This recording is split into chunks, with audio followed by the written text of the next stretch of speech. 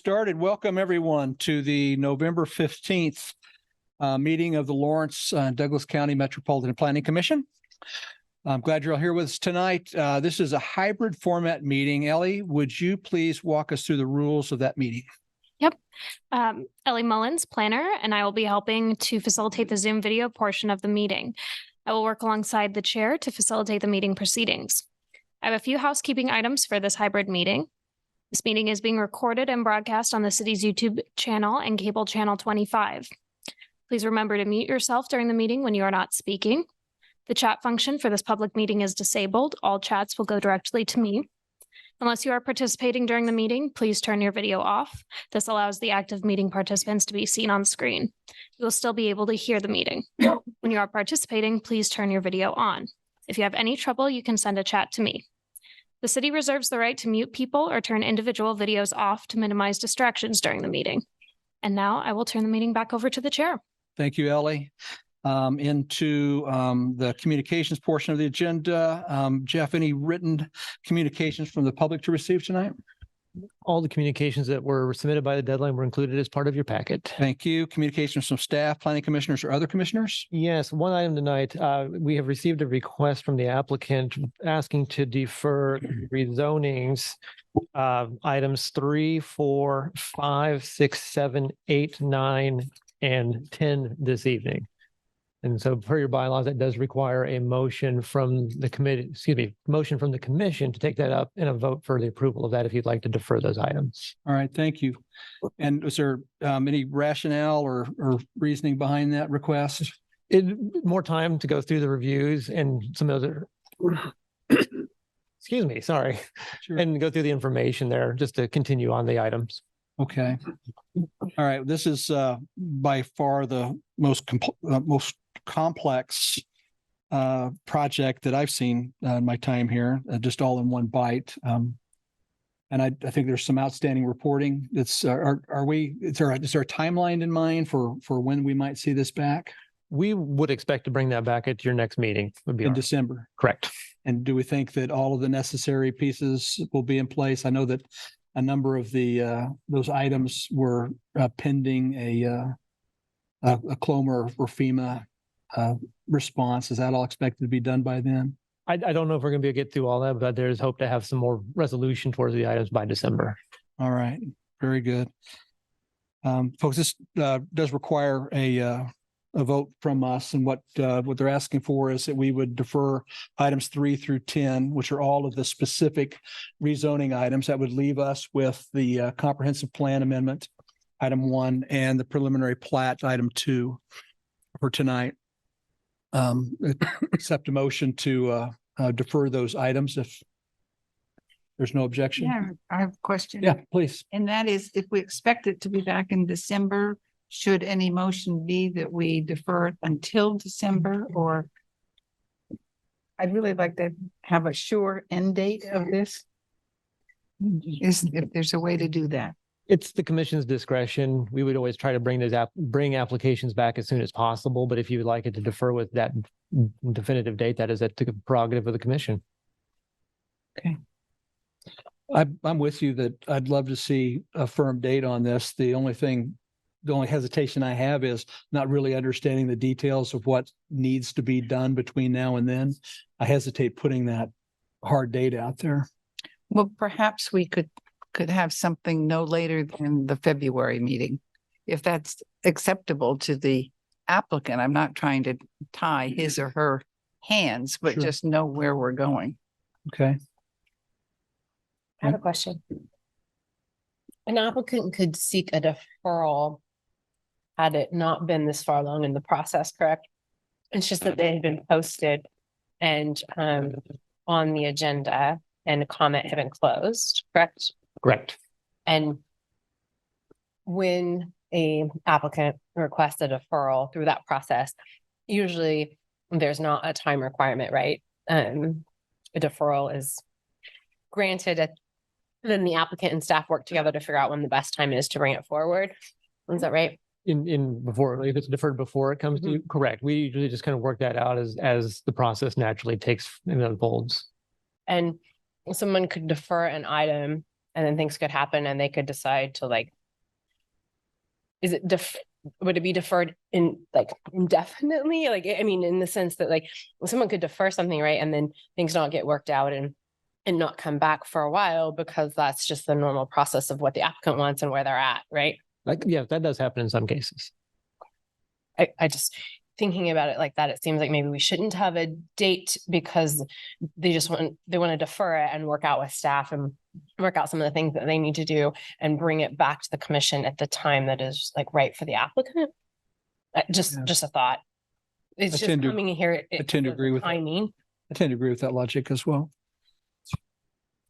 You know, the only reason I raised it was as I reviewed the history, it's been about I don't know if it's the same people or not, but a 10-year project of having a plan and withdrawing it and having another plan and waiting and having another plan and deferring it. And it does seem like we ought It's to, been a long time coming, it's been a very long time. long time in the making, I should say. Yeah, yeah, Yeah. I think that's right.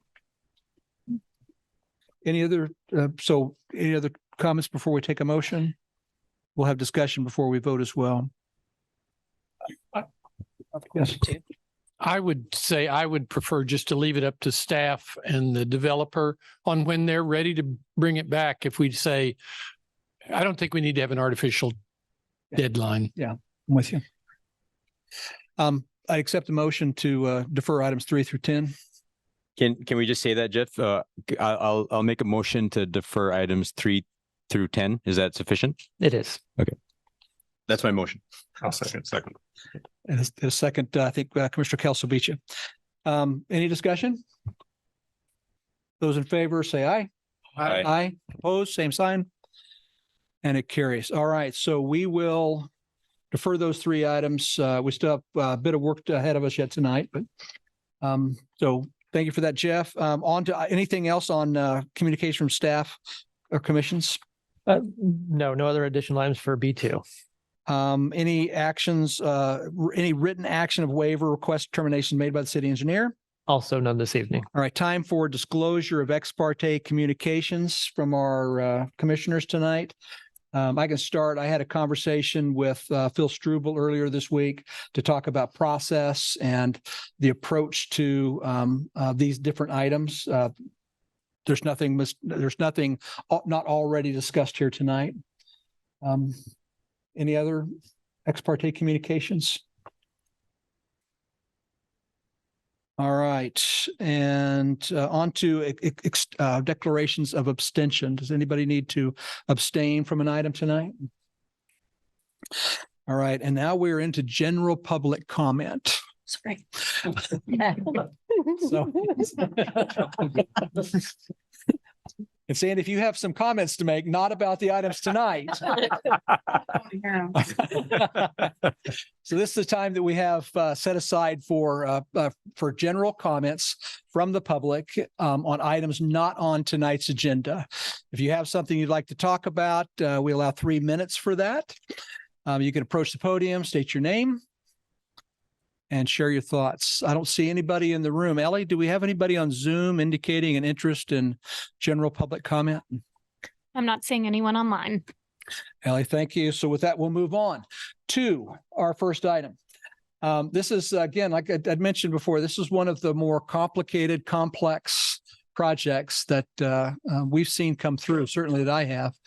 And tonight we're going to take on 2 items. One is the text amendment for the comprehensive plan that allows for this a project or projects like this. And then the second would be a specific look at the proposed preliminary plat.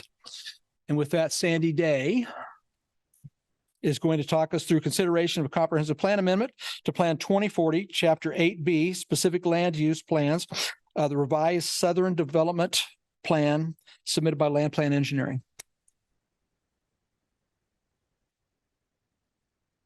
Good evening, Commissioners. Sandy Day, Planning. As you can see from this list, there are a number of specific applications. This is not the totality of all of the applications associated with this project, but it's a general summary. In anticipation of the deferral, the zonings are struck out. So we'll start with the comprehensive plan amendment and conclude with the preliminary plat discussion for this project. The applicant submitted a concept plan and it is in your packet. I don't remember which page. I think we tried to attach it to multiple pieces of the project. It is a mixed use project that includes a number of different uses that they call out in their project, specifically including detached residential lots, townhomes, mixed use, open space, and entertainment use, commercial pad sites, hotel, and a fueling charging station. So what we see in this application is that there are some very specific uses and then there are some very broad uses, but the concept plan was used to inform both a comprehensive plan and the preliminary plat. The subject property is highlighted in blue on the slide, and it includes both urban zoning and land uses, an area that is still in the county. AG1 and AG2 are the predominant rural zoning designations for the area that is still outside of the city limits.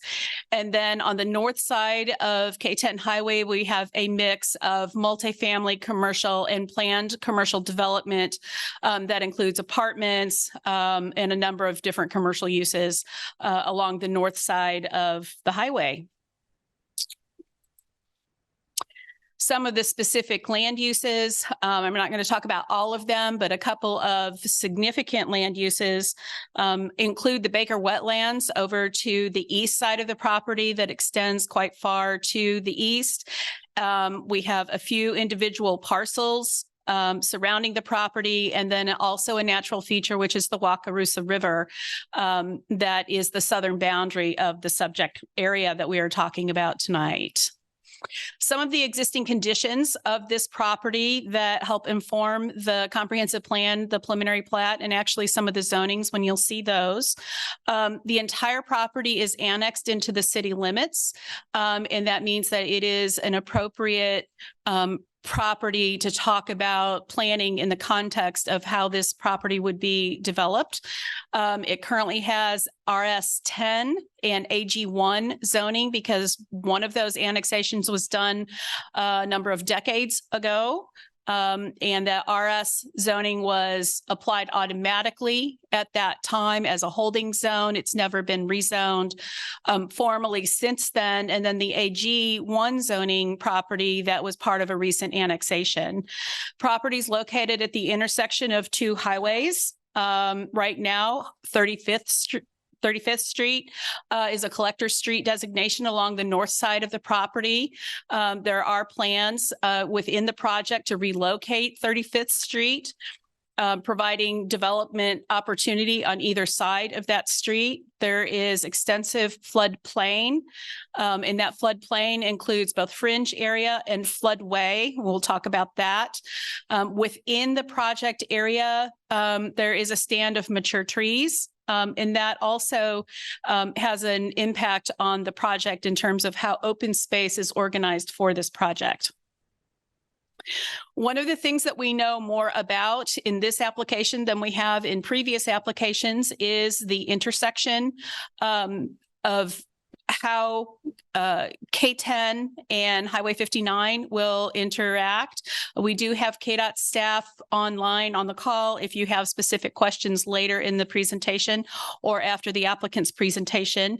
And what you can see from these two slides is the intent to basically acquire ground or transfer ground from KDOT into the project.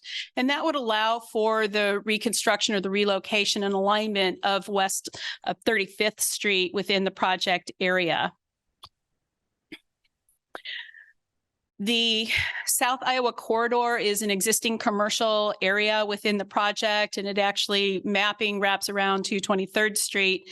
And what this project contemplates is adding kind of some nodal commercial and mixed use areas on the northern side of the project, and then a small area along Highway 59. This property that you can see partially outlined in the dark line here, and then it wraps around further, has been long part of the city's planning efforts. We go back to the earliest plan that I could find documented was in 1989 in the SLT corridor plan. From there, there was the Southern Development Plan adopted in 94. The revised Southern Development Plan adopted in 2007, where you can see land uses more explicitly detailed than in the previous plan. Something I'd like to go back and touch on just very briefly. What you see in these earlier plans is a heavy reliance on planned developments, because that was the tool that we had to really tailor land uses, but to also look at design components that we have commercial design guidelines in today's code. So you see in some of these later plans, land uses that are a little bit more specific. They align more so with our comprehensive plan. This plan was still adopted under Horizon 2020. So you see a land use here, auto-related commercial. That is not a land use category that was carried forward into Plan 2040. So that is part of the applicant's request. This is the 2007 version of the revised Southern Development Plan. We did do an amendment to this plan in 2013 for the Menards project up in this area. And from what I can tell in doing some of the research of the project, there were a couple of different planning efforts that took place in 2011, and that dealt with updates to and the adoption of new floodplain regulations, as well as some amendments to Horizon 2020 at the time, which still had that auto-related piece. So that's, I think, where some of this land use started changing down in the southern part. So what you see in this plan is a reflection of green space that recognized what was the boundary of the floodplain based on those updated maps. And that's what we continue to see today. And we'll talk about that. The city code does allow you to develop in the floodplain if you meet certain development regulations. So to say that floodplain is automatically not developable is not quite accurate. You can do that. The applicant proposes to do something extraordinary in this area, to do extensive fill and regrading in the property to be able to reform and reshape what the developable area would be through other processes that are ongoing. Okay. So we come back to the open space plan or the floodplain part of this project. And what you see on the left side is the applicant's concept plan or master plan of the various uses. What I'm trying to highlight here in this particular slide is what a revised floodplain might look like with this project. There is a 0.03 foot increase. And I apologize. I'm just seeing all kinds of errors in my presentation that I didn't quite catch for that downstream. So downstream would be over toward the Baker wetlands. And then in additional review, we did read through documentation that there is a 0.1 foot increase on the upstream. So that would be what would be happening on the west side of Highway 59 of the project. And then what you see on the right-hand side of the slide is in the preliminary plat would be dedicated as a tract or multiple tracts. It's a little difficult to read in the preliminary plat, but this would be the dedicated open space that would remain within the project if it is approved. So what you see in this slide is what the land use map would look like based on changes to the comprehensive plan amendment. This is the land use mapping piece. There is text in your staff report that talks a little bit more about those specific use categories, talking about mixed use, especially here in this part of the project. And that goes back and looks like what the applicant's concept plan is, and the way that they would achieve that is through both platting and the application of the various zoning districts to be able to achieve those mix of uses within their development project. And then you can see the green space in this project, again, kind of reflecting what a revised floodplain district might look like if all of those processes are completed. So what we end up with this project is really a new neighborhood for the city of Lawrence with a mix of uses. And what I wanted to look at here and what I'm trying to share with you is really how this new neighborhood kind of fits in the context of the existing urban network or fabric of the community. We have neighborhoods that are huge, thousands of acres, and we have some neighborhoods that are very, very small. Hills West is only 9.1 acres. So we're talking roughly 177 acres within this project, and that's also going to include some right-of-way as well. So comprehensive plan amendment, we've just summarized what the findings are. You have those in your staff reports, that the proposed amendment addresses those results from changes of circumstances. We know more about the development of this area than we ever have in terms of the highway profile, information that the applicant is looking at with the floodplain. That is a component that we have not had in previous applications, even though it's still a work in progress. How the project amendment advances those clear public purposes, and that really is addressing how we talk about development for properties that are within the city limits. And then the rest of the findings that are in the staff report, and I'm happy to respond to questions on that if you have them. There's really not, as we showed in the previous slide, there's not really existing neighborhoods as we think of neighborhoods. This is part of the Wakarusa Township. It's quite large. We have large parcels that kind of surround it that are used predominantly for agricultural purposes to the south and west. And then we have the Baker Wetlands, which is a defined and exclusive use on that east side. So we're not going to find another neighborhood as we think of urban neighborhoods in this immediate vicinity. This is kind of the southern boundary for a while for this area. Staff does recommend approval of the comprehensive plan. The idea that language still includes this kind of auto oriented kind of use is just really not any more applicable. It is still in the plan because there is still a part of that area that is on the west side of Highway 59. We're not talking about that property, so we did leave that piece of it alone and focused what the land use recommendations were for this 177 acres.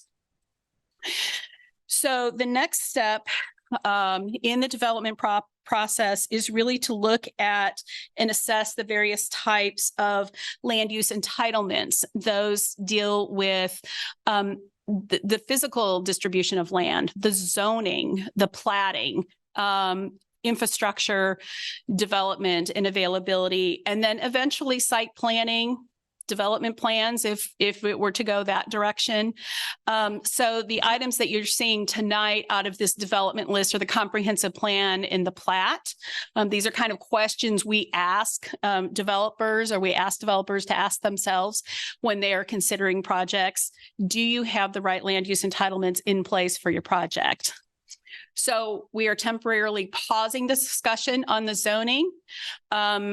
I'm going to ask you to kind of assume you've made some decisions about the zoning. You saw those in your packet. Kind of but for some of the floodplain pieces, there's a lot in the project that is supportable. There's a lot that still has to be answered. And so that's kind of the rub that staff got to on this. Preliminary plat has a number of different land use entitlements that will come forward. We are looking at 3 distinct residential areas within the project that will include detached residential lots. We have an area within the project. It's not within the boundary of the plat, but it would have some zoning that would come forward later. And then you have a number of different lots that would come forward with the project for non-residential uses. And then a couple of tracks that would come forward for this open space. So I've tried to put this in here in a way to try and marry it up of what we're looking at between the comprehensive plan and the platting work. I have a couple of duplicate sides in here. I didn't get everything fully edited, so I apologize for that. Within the residential component, for the smaller lots, we have 38 lots. That's still a very low residential density that we would be looking at. This is the area that is scheduled for some RS5. The minimum lot size requirement would be 5,000 square feet. In the RS7 district, if that zoning is approved, we'd get 63 lots out of that based on the design of the project. Again, it's very low density. And then RS10, and that RS10 area backs up to that open space, that larger open space, closer to Wakarusa, larger lots, lower density. Within the commercial component, we did divide this up into a CC 200 North and a CC 200 South, and that was really for my ability to be able to kind of track what area I'm talking about through this project. We have some specific uses that the applicant calls out in the project, and those were for, I think, entertainment uses.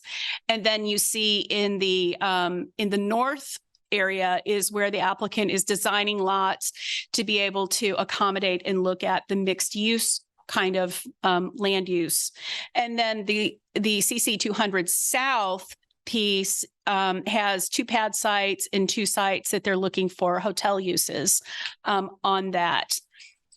Part of the preliminary plat review is a review of the infrastructure, and that includes the street network within this 177 acres. It's a very tight street network because it's connecting either to the highway or it's connecting on Highway 59 or South Iowa Street to the west, or Michigan Street extended on the east. And what I'm trying to highlight in this slide is that we are really relocating West 35th Street as a collector street. So that's its function today. That will be its function in the future, and that's part of the transportation plan. One of the design options shown in the preliminary plat is for on-street parking. On-street parking is not an approved city design street. So that is reflected in the preliminary plat conditions, that the on-street parking be removed, and that parallel parking would be a type of on-street parking that would be permitted, but the angled parking would not be. One of the comments that we received during the review was the need for Michigan Street to be constructed to a city profile. There are still discussions about that. The annexation of this project did not include 1350 Road or Michigan Street extended. But the project clearly takes direct access onto this facility. And so the discussions both from the city engineer and from the county public works director was that Michigan Street extended needed to be properly designed and constructed to be able to accommodate the traffic for the project. So that is reflected as a condition of approval with this project as well. Project would have 2 access points onto Michigan. That works with the applicant's phasing because you need to have 2 points of access when you have this many lots that we're talking about. Some of the other components are also to do some sidewalk improvements. There would be a sidewalk improvement that would need to be provided along Highway 59 as part of that pedestrian connectivity, complete street components. There are a number of different subdivision plat and I think even comprehensive plan comments about that, as well as transportation plan comments. And I didn't try to go into and pull all of those citations, but that is part of where that's coming from. We do also have city staff on the call. So if you have some questions about some of the utility and infrastructure needs for the project, they are on the call to be able to help respond to some of those things as well. There are some internal sidewalk pieces that would need to be shown with the project. And again, this is making sure that we have a complete pedestrian pathway connection, public streets. In some cases on the project, what they have designed is to make use of natural drainage areas with the project as dedicated open spaces, as a little pocket park, and being able to incorporate pedestrian connectivity throughout this project, providing north-south connection within the project and back and forth to the different commercial components and the residential components. But they're also proposing in the project a pedestrian connection along the green space property. And we look at those kinds of pieces, look for these elements in the preliminary plat as a design component, and then we will follow up that with review and assessment with the final plat and with public improvement plans if the project moves forward and advances. These are some of the review criteria. They are outlined in the staff report. Lots to have direct access to public streets. They all do. One of the things that the applicant has done is not only have they designed for public street, they've also designed for shared access opportunities within the commercial development. So there's good connectivity that we will look for, not only with the final platting and dedication of appropriate easements, but in site planning to come. And site planning would not be an item that this body would normally see. But the structure and the framework and the skeletal components of the design is there. That the lots conform with the minimum lot size and standards and base zoning district. So this was kind of a tricky one as we were looking at the project, and this is part of what made this project really complex. Because in order to review the subdivision, I have to be able to make a finding that the lots conform with the base zoning district. So we made the condition in the subdivision that is conditioned that the zoning gets approved. We're talking about base zoning district, but because there is also floodplain encumbrance, there is a floodplain component to this. The floodplain exists until it is mapped alternatively. So that is the work that the applicant is working on, that we're still in process with, and that has been the biggest hiccup in this project. That the subdivision conforms fully with the standards of 810, and that really gets into a lot of the design components. So that's part of where the requirements for street connections and sidewalks come into that. Thoroughfares plan we've referenced in the staff report. Logical connection of streets between adjacent subdivisions. In this particular case, this project, we're seeing a preliminary plat as the whole entirety of the project, which is a wonderful opportunity to be able to look at kind of a master plan neighborhood. It's not unreasonable to think that we'll see phases or final plats coming in that are sections of this project as the applicant is able to move forward. So the logical street connections we can see in the preliminary plat are made. We're not going to be bridging the Wakarusa River. So you can see where the streets are designed in the northwest and north, south, and east, west pieces of that design component. The project will have to have infrastructure extended to it, and that includes water and sanitary sewer. There is a pump station that is shown within the project that's generally consistent with what the utility plans are.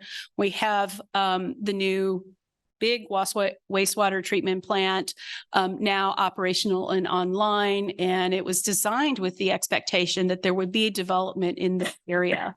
So it's falling in line with those kinds of plans as well. Staff recommends approval of the CPA, as I mentioned. We do recommend approval of the preliminary plat, and there is a list of conditions that were in the staff report. That the related zonings get approved. That's kind of an obvious thing.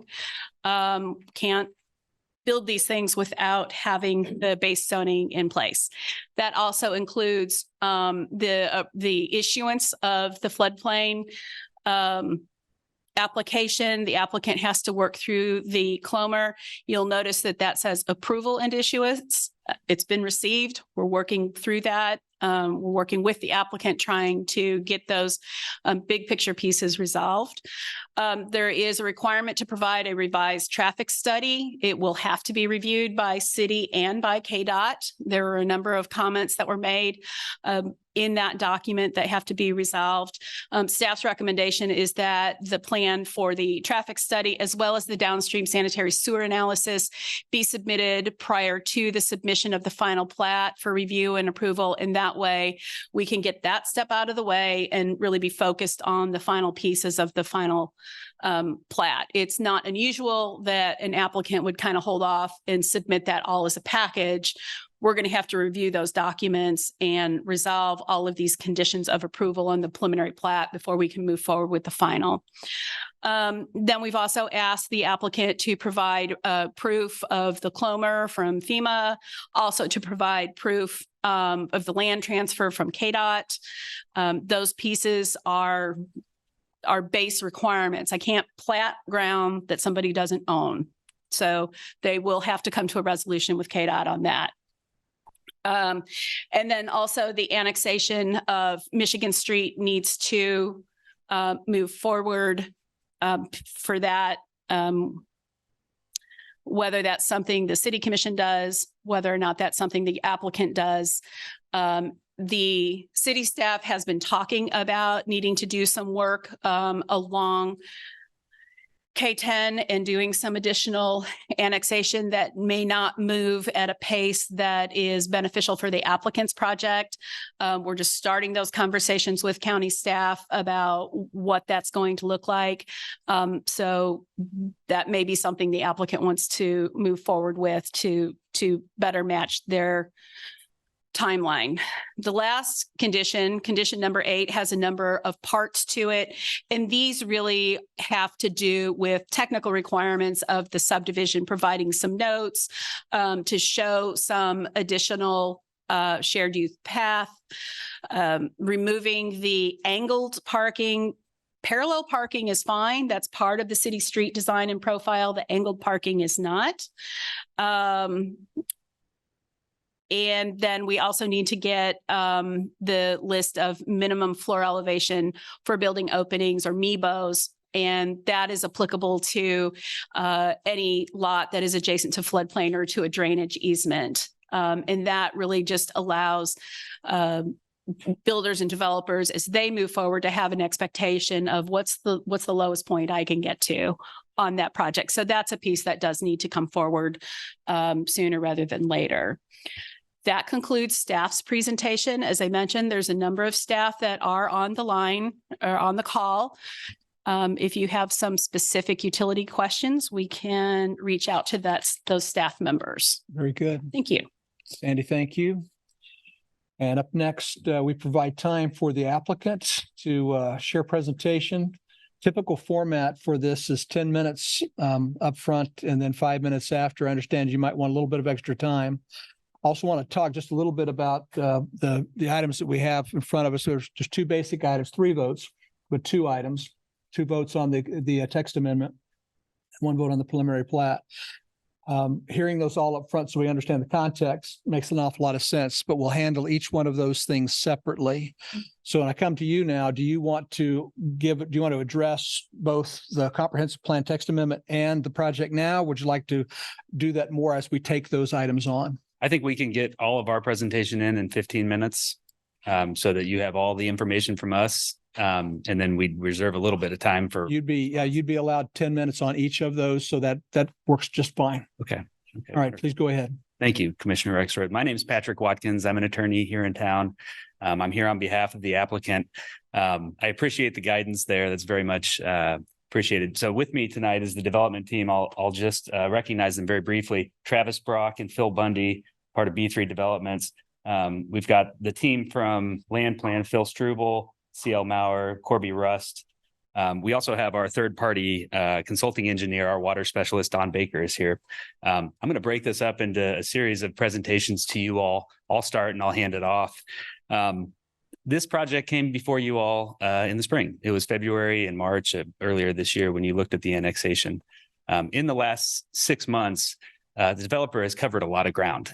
You've heard from Sandy how technical and how difficult a big project like this is.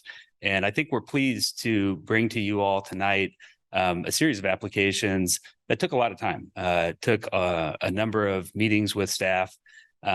We decided earlier this week that we'd pull back on the rezonings. We don't think that's quite ready for your determinations and your review.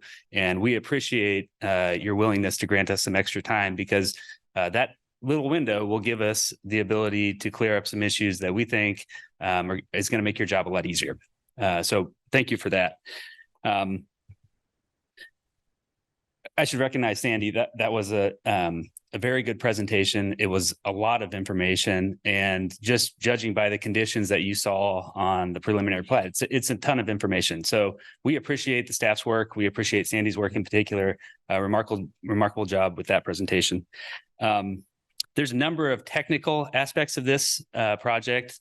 We think we have good answers for all of them. You heard that part of this project is in KDOT right of way. There's information that we can share with you all. I don't want to belabor a presentation getting into technical information unless you guys really want specific questions there.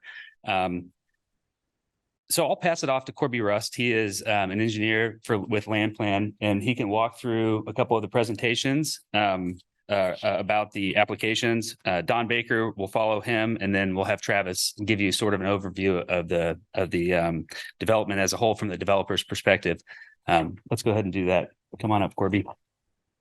Thank you all, of course, for your time. Thank you.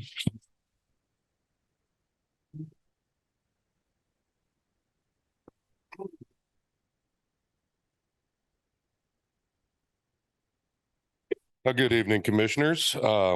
Corby Rust, Landplan Engineering, and I'm very pleased to stand before you tonight and elaborate on some of the design features of the new Boston Crossing development. These are features I'm very proud of, and features that resulted in over a year of studies, conversations with planning staff, and collaboration with many professionals. So I'll give a quick breakdown and reiteration of all the positive aspects of this development for Lawrence and the neighboring communities. First, this project brings much needed residential development, 126 lots of single family residential at 3 different levels of size and affordability. You got your small, medium, and larger lots, and they all sit where they do for a very specific reason, designed to kind of be where lots like this should be. We have as many as 50 single family attached townhomes, so denser units. This creates a beautiful streetscape of medium density housing and beautiful architecture. And it also serves as a buffer between the single family houses and the higher density apartments. There'll be as many as 600 multifamily mid-rise apartment units. I think you'll get an opportunity to see some of the architectural renderings tonight, and these buildings are beautiful, and they'll be a real benefit to the look and needs of Lawrence. Entertainment district is another part of this design that really excites me. A unique to Lawrence family entertainment district, entertainment for all ages, entertainment. Think pickleball, go-karts, simulators. I don't know exactly what's going to be there, but it's the kind of stuff you got to go west to find now, and be right here in Lawrence. Kids stay in Lawrence, money stays in Lawrence. And then, of course, the mix of commercial, office, and hospitality. So this this development's going to include restaurants, fuel service, retail, medical office, hotels. Just a nice mix of uses in this development. Now I'll talk about the environmental aspects of the design. Through this design process, we work closely with neighboring Baker wetlands. Among their concerns were water quality that reaches the wetlands, views from the wetlands, and the possibility of light pollution in the night sky. So we've addressed all these. First, the drainage channels that are 100-foot wide that run the length of the development north to south that you saw on the plat. These serve, they're natural drainage ways now, and parts of them are considered wetlands, and they're not the highest quality of wetland. What we're doing is a 100-foot wide native planted drainage channel to filter the water and basically to create high quality wetlands similar to what you see next door, that are going to filter the water before it gets to the existing creek, and which continues to move water and filter water towards Baker. So they were really pleased to hear about that from the beginning. They really liked that idea, and I understand it was the first time they had seen somebody address something like that. And so and as far as their views go, when you're standing out in Baker wetlands and look to the west, basically the southern part of our property, you're seeing an extension of the Baker wetlands, pond, native prairie, just real nice views all across there. And we are currently working on the light pollution situation as we go forward in the design of the residential neighborhood. So naturally, with the southern portion of the property being a floodway and existing creek, and with the large drainage tracts that I described, 43% of this development is open or natural space. And I'll say it again, 43% is ideal, pristine, beautiful open space, not a field, not a place that water fills up every once in a while, a beautiful open space. Included is 11 acres of protected sensitive land that is the riparian border along the Wakarusa River. The entire area along the river is preserved. A new 18-acre pond, which includes the entire border of that pond, counts as quality wetlands. The plan for the pond is to kind of let it grow natural, let the reeds grow up. It keeps the geese off. It's not going to be mowed down to it. It's just a beautiful natural pond once it's created. Over 15 acres of preserved upland woods and forested wetlands. So most existing forest on this site is preserved, and it always will be. It's zoned in the open space. So with that, there's a total of over 26 acres of preserved existing forest, and we're adding 13 acres of restored native prairie. This project provides a great opportunity for native prairie planting. So in addition to working with biologist Dr. Irene Unger of the wetlands, we continue to work with ecologist Courtney Masterson of Native Lands on the prairie restoration and native planting, and ecologist Frank Norman on the wetland and forest preservation. Some additional community amenities. There's well over a mile, almost a mile and a half of 10-foot wide walking and biking path, and this connects to the city's, the existing city's South Lawrence Trafficway Trail is what that's called, which is connected over there by the Baker wetlands. The walking paths connect all residential, commercial, retail, dining, and the entertainment districts, and the large pond with the fishing pier. We have a half-acre park with sports courts and a playground, and this is a park centrally located that the entire development can walk to. And it's not including or exclusive to the apartment development on the north side of the development, which will also likely have additional recreational space. We have the large prairie park with the river access. It's a beautiful open space, again, for nature and recreation. And scattered throughout the development are very attractive landscape tracks and green spaces. So really, as you drive through the development when it's done, you're going to see something interesting almost every way. You're driving through the neighborhoods, you have the interesting drainage channel and the open space. you're driving up from the south towards the entertainment areas, you're surrounded by trees, and there's an opportunity to do, something unique across the existing creek. And driving through call it like the city center where the townhomes and the apartments are, you're going to get a different feel. So there's just so much going on in such a little space. And I just think it's going to be a real neat thing when it's done. And also it's going to be an attractive gateway into Lawrence from the south. So it's really going to make a statement when people are coming from the south and see what's going on over there. And I do have some ideas for what we can do along 59 just to enhance that. So overall, this is a unique to Lawrence development, and I'm extremely proud to be a part of it. Our clients have been great on this. They really took an interest in how to get this done and what this community needs, and been real open to all of our ideas. And it's been a lot of fun. So now I'll call on Don Baker to talk about floodplain stuff. Thank you. Thank you. Thank you. All right, good evening. My name is Don Baker. I'm with Water Resources Solutions out of Prairie Village. And so I'm assisting Landplan and then the developers with the floodplain study, as well as the stormwater and runoff quality aspects of the project, the BMPs and things that they wish to install. So real generally, I want to talk about the floodplain analysis that we're doing. Kind of the limits of that floodplain analysis start upstream of Highway 59 there and extend down to the Baker wetlands, that entire area through there.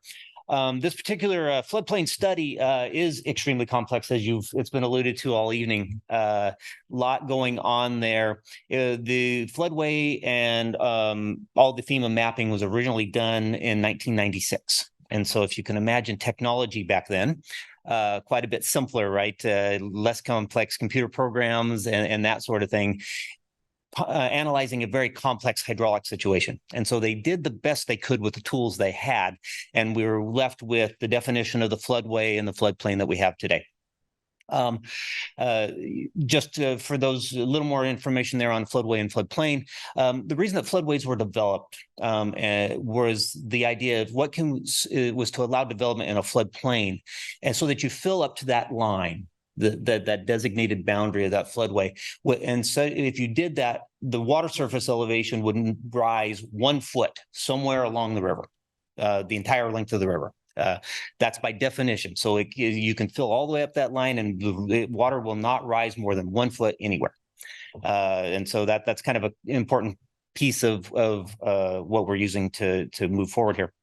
And so as we move forward with that process, what we're doing here is we're now using a two-dimensional model. So it's a lot more sophisticated and a lot more detailed. And so we're actually finding some different flow paths than what was originally done in 1996, but we match pretty close. End result is working with Landplan, doing some back and forth on grading and that sort of thing, and a lot of different iterations. Land on what you've seen today is the layout, basically laid out on the plat. And we end up matching in really pretty darn close in the scheme of the water surface elevations. On the downstream end, we end up matching in 0.03 feet, if you can imagine that much. And then on the upstream end, we end up matching in with about, on average, about 0.1 feet. And all of the rise occurs on that north or southwest corner of the intersection there, right up against Highway 59. This has to do with more rigorous analysis there of the hydraulics through the culverts and the bridges than was done in 96. There's actually another bridge there that wasn't there in 96. So that adds to the complexity. And so we're able to isolate where that rise occurs rather than saying you have this rise and then there's this vision that it rises that far everywhere. No, it's actually in a very isolated location. So with the process, with that floodplain analysis, what we're moving forward is getting the first step is a conditional letter of map revision. You've heard about the CLOMR. The idea is that we send that into FEMA after city has reviewed it, which they're in the process of doing. The local floodplain administrator signs off on that. That all gets submitted to FEMA.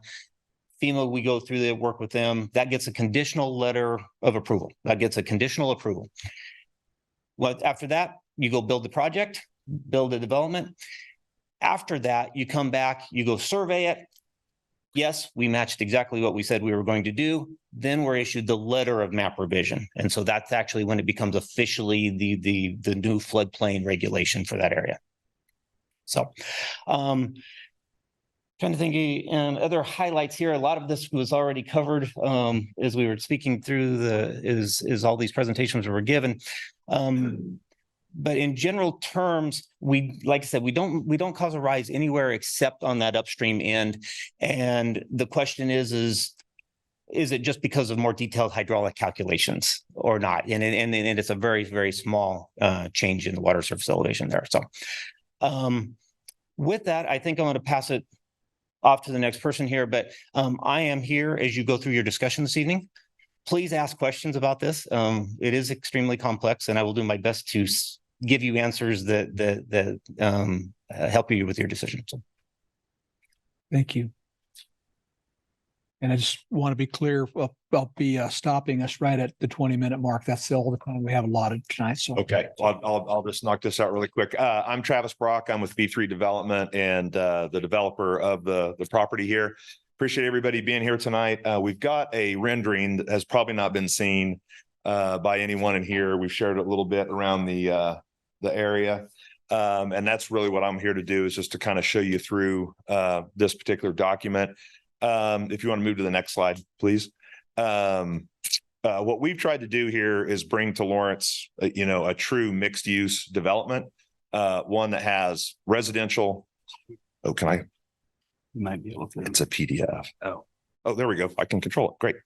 That has housing, has an entertainment area, has mixed restaurants and small retail, and make it a super walkable, super kind of community in and of itself, and also be a gateway to the city from the south and from anywhere that comes off K-10 onto Iowa Street.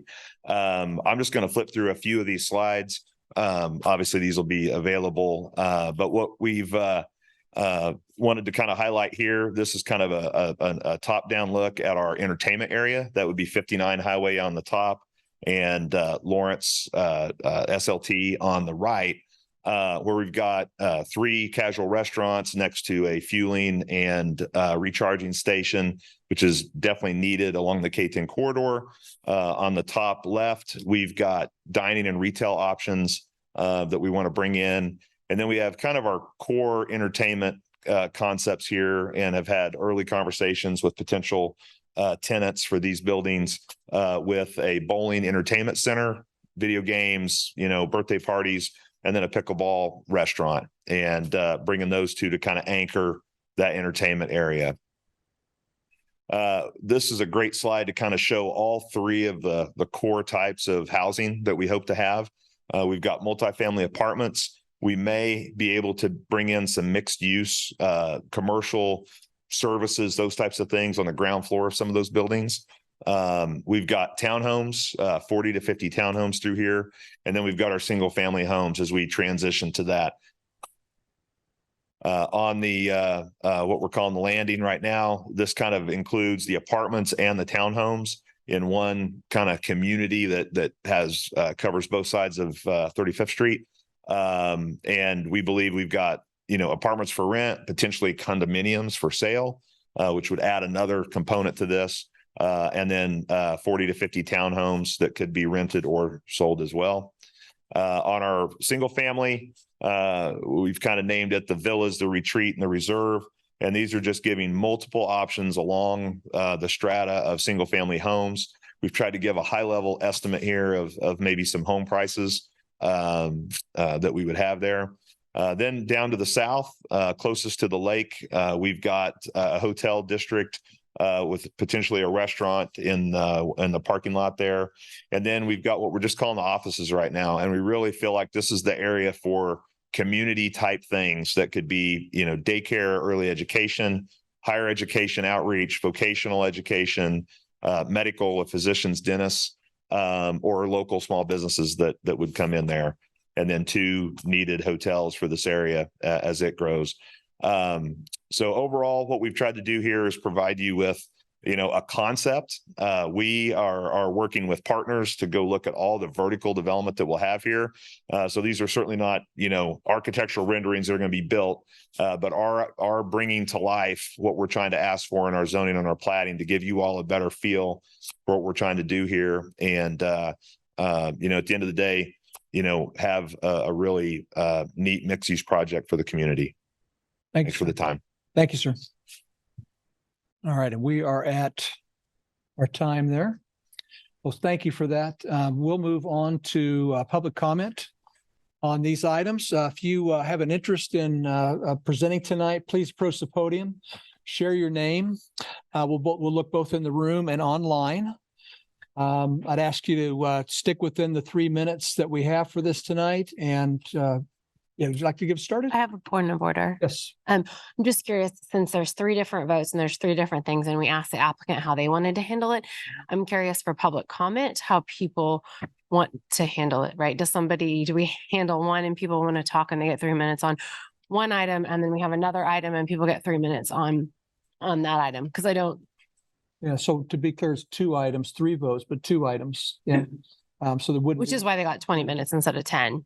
Well, yeah. Because it was 2 items. Combine the 2 items. Yeah, so it wasn't 30 minutes.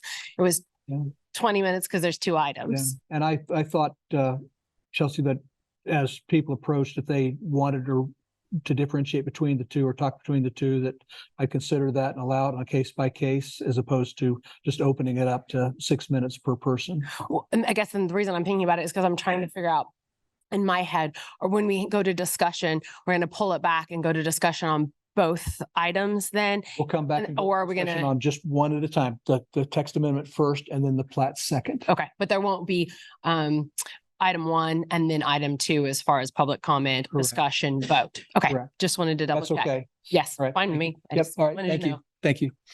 Yes, sir. Good evening to everyone present. My name is Carlos Andrade. I'm a resident in Lawrence, Southwest Lawrence. Wanted to talk about the platting, I guess, that is being suggested. I understand and appreciate all the comments that the applicants have made as far as environmental studies made. I do believe that a lot of, first of all, I don't remember being addressed the issue of light pollution that was in. Sir, I need you to just speak to the. Oh, I'm sorry. Yeah, please. Thank you. I don't remember the issue of light pollution being addressed. That was raised as one of the top concerns during the environmental impact study phase of the development. And I'm also curious to see a more in-depth environmental impact, environmental feasibility study for this development, because I noticed that there wasn't any talk of some issues that are pretty pressing when you're talking about a very sensitive biomes, such as wetlands being so close to development, proposed development area. Kansas Department of Health and Environment, Bureau of Environmental Remediation has an entire section under them dedicated to underground storage tanks. I noticed that one of the things that was being planned for the development is fuel recharge stations, gas stations, that kind of thing might be a part of the development. That involves placement of underground storage tanks. Leaks of underground storage tanks are crazy common in Texas. We have an entire section under the Bureau of Environmental Remediation dedicated to that. Companies such as Atlas and Conoco have entire offices dedicated to phase 1, phase 2 environmental assessments of old gas stations because of leaks of underground storage tanks. When we're talking about a wetland, we're talking about an area of constant, like literally constant interaction between surface water and groundwater. So any above ground source point of contamination or leak of an underground storage tank will mean immediate, pretty much dramatic effects to the environment of the wetlands. And not only that, but also the sheer dust that is going to be generated during construction so close to the wetlands I can guarantee you, will increase turbidity of the waters, and that might affect like photic zone sensitive species in the wetlands. I also think it's important to know that during construction, any source of point source leak or accident or spill of any sort, because of the gradient of groundwater and surface water runoff towards the wetlands will pose significant effects to the wetland area. I'm just really concerned about how everything that's being addressed here has been mostly from a legal and city development and engineering perspective, and we really have not dug at all these issues with environmental liability. Thank you, sir. Yes, ma'am. Hi. My name is Margaret Kumar.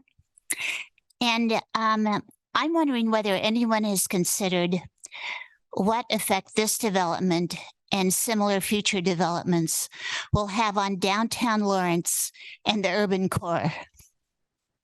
I grew up in Topeka, and when I was a girl, Topeka was a happening place. We had terrific department stores, Crosby's, Pelletier's, restaurants. By the time I was in high school, I watched the White Lakes Mall strike the first deadly blow to downtown. About 15 or 20 years later, Westridge struck the final blow to the downtown and White Lakes Mall. And now most of all of that retail is mostly empty. And Lawrence is really a very picturesque, beautiful town, especially around this area where we are now. It's a very walkable, bikeable, very livable area.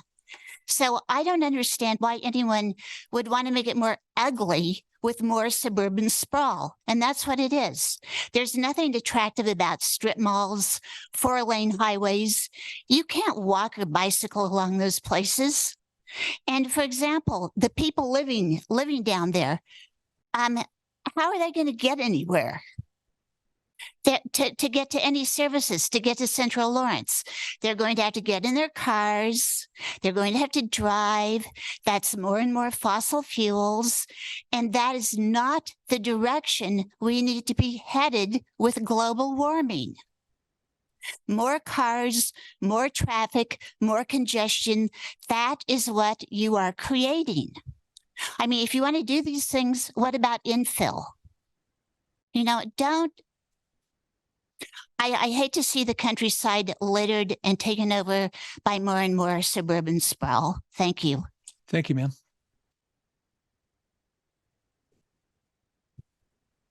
Yes, sir.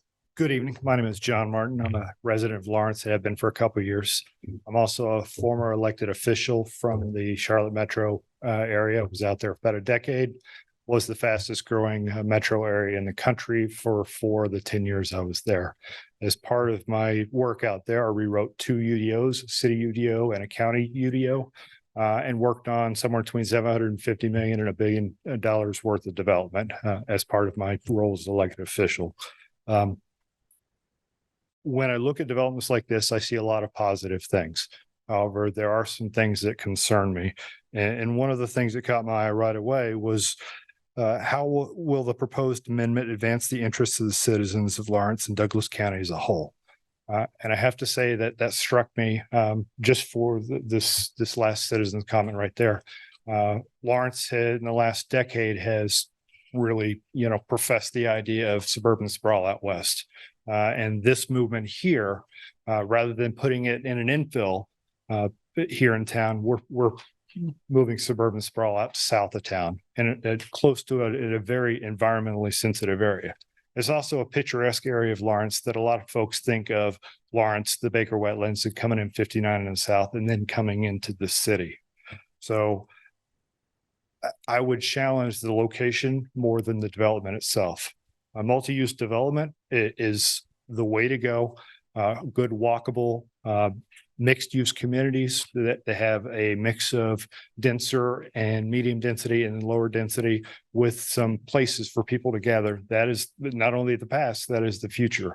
There's an entire organization called Strong Towns that loves these type of ideas. And I would encourage the developers to look for an infill location within town. And I would help champion it myself because we need stuff like this in town. But what we don't need is more infrastructure, more suburban sprawl, and something that may or may not raise the tax base because frankly, we have no idea at this point in time. Yeah. So thank you. Sure. Thank you. Yes, sir. My name is Pete Wimpy. I own in part owner in the land just to the west of the development.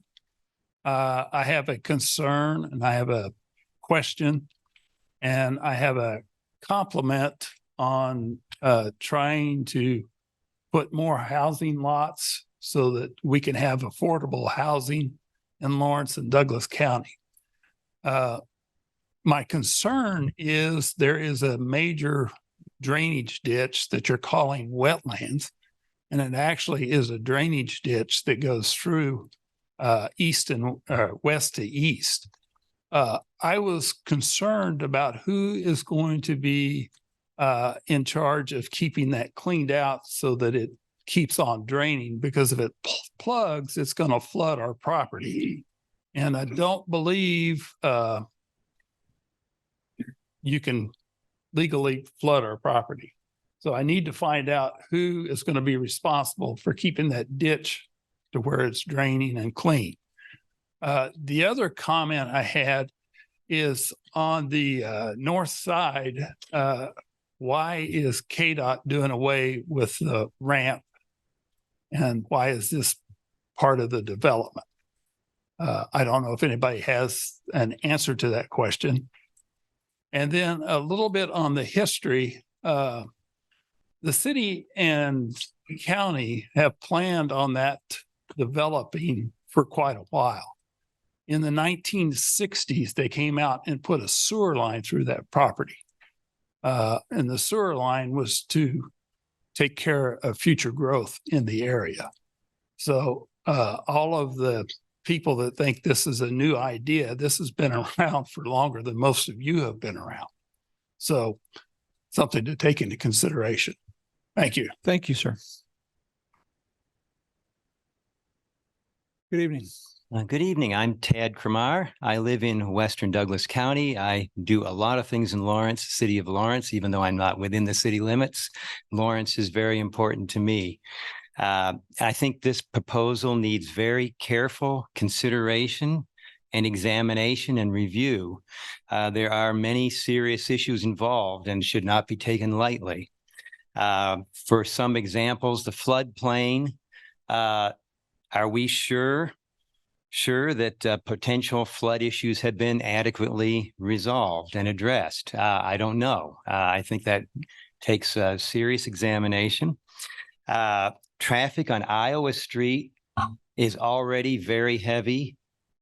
Is this proposal going to make traffic on Iowa and nearby streets a total disaster? I mean, I don't think it should be any worse than it is now. I would hope not. What about the effects on nearby plant and animal life? Has that been examined? Has there been a real study about how this is going to impact the nearby plant and animal life of nearby areas, adjacent areas? Finally, downtown Lawrence, it's the jewel of Lawrence. It is crucial to preserve the downtown. It is the main attraction. There are many other attractions, but the downtown is absolutely crucial. More suburban sprawl takes people away from downtown, moves the focus away. You really need to be carefully considering what the effect is on downtown Lawrence when you look at developments like this that are more on the perimeter. So I hope you do take all of this under consideration carefully. Thank you. Thank you so much. Take one more in the room, then I'm going to go online for a couple. Yeah, please come on up. Good evening. Hello, my name is Melinda Ball. I'm a 20-year Lawrence resident, taxpayer, and active voter. I urge the Planning Commission to deny the New Boston crossing request. Here's why. This is a floodplain. Floodplains are beneficial for groundwater recharge, biological diversity, natural flood and erosion control, and more. They are critical in helping navigate the effects of climate change, such as stronger storms, heavier rainfalls, as well as larger floods. A recent article in the Scientific American, which I had linked in my email, states that letters of mapping are being approved without sufficient FEMA oversight, as they are under-resourced and subject to pressure from builders. A FEMA advisory council says the fill and build process on floodplains are environmentally harmful and increase flood risk for nearby areas. As we experience heavier rains, the impervious surfaces along with the added land elevation would overburden the open space and attempted mitigation methods. This would cause more flooding and damage than if this were kept as a floodplain. Instead of creating a developed gateway, the region could function as a green gateway that will manage flooding, support the nearby Baker wetlands, highlight the natural beauty, and could even maybe contain a park. This is sprawl development, not infill as advertised. In March, the area was just added within the city limit for development. The city commission passed the annexation under the impression it would add affordable housing for the I would like to know, all too often, the term affordable housing is used as a Trojan horse to get approvals. The 5-second slide that I saw for just a second said, I believe the lowest cost was $350K. That's not affordable. With these homes, we also require flood insurance. Sprawl development requires new roads, water mains, sewer pipes, which I did not know. There's apparently some old sewer pipe already on the land, which is great, but other infrastructure is required. So for this project, all the extension of municipal service will need to be initiated. Sprawl development requires new fire and medical services. This development is outside the 4-minute emergency response window. Larger response times can be deadly. A fire station is not included in this plan. If and when one is added to the area, it would require more infrastructure to support. Sprawl is costly. Lawrence does not need more commercial space. And a 2018 retail market study revealed an 8.1% vacancy rate that was trending upward. It's likely that's increased even more considering we've had a global pandemic and inflation. There are 5 significant new commercial developments already approved for Lawrence.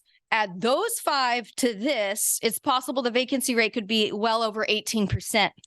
True infill development would look at current vacancies that we have to rebuild those places, such as 23rd Street. A lot of places on 23rd could be redeveloped for accessible residential use.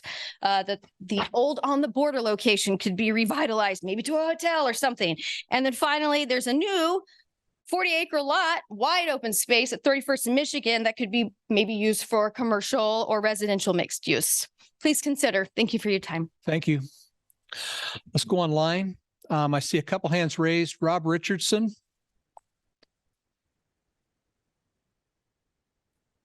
Hi, Rob. Rob, you seem to be walking. He's on mute. There, you're on mute. There you are. There we go. I hit the wrong button. I'm sorry. I'm the Panasonic Opportunities Manager for the Lawrence Economic Development Corporation. And we've been working very hard to take advantage of the opportunities that Panasonic presents. And one of those is for new residential development and new residents in Lawrence. This development is essential for Lawrence, given the housing crisis that the city is experiencing, the unusually high property value escalation rates that you're experiencing right now. And quite frankly, those rates won't come down until you build more housing.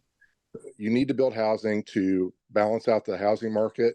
And quite frankly, Lawrence will never be more affordable than it is today without massive, massive public infusions of money into affordable housing.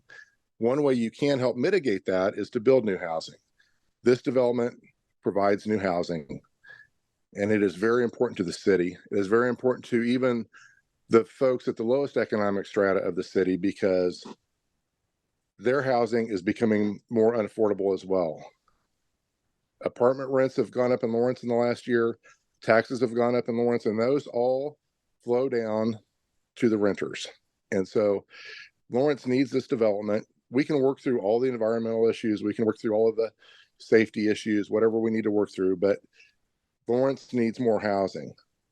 The city council recently put in their CIP utility extensions across the SLT, the future SLT, from the park all the way to I-70. Lawrence is going to expand, but it's going to expand adjacent to existing developments. Expanding next to adjacent developments does not meet my definition of sprawl. And I was a planning director for almost 20 years. So sprawl is going 3 miles out, extending all the infrastructure out there because it was a cheap piece of land. And then, waiting for some time that the development in between might fill in there. this doesn't meet my definition of sprawl. And I would appreciate your support for the developer in tonight's case. Thank you. Thank you. Let's see, there was another hand up I saw online. Dawn. Dawn?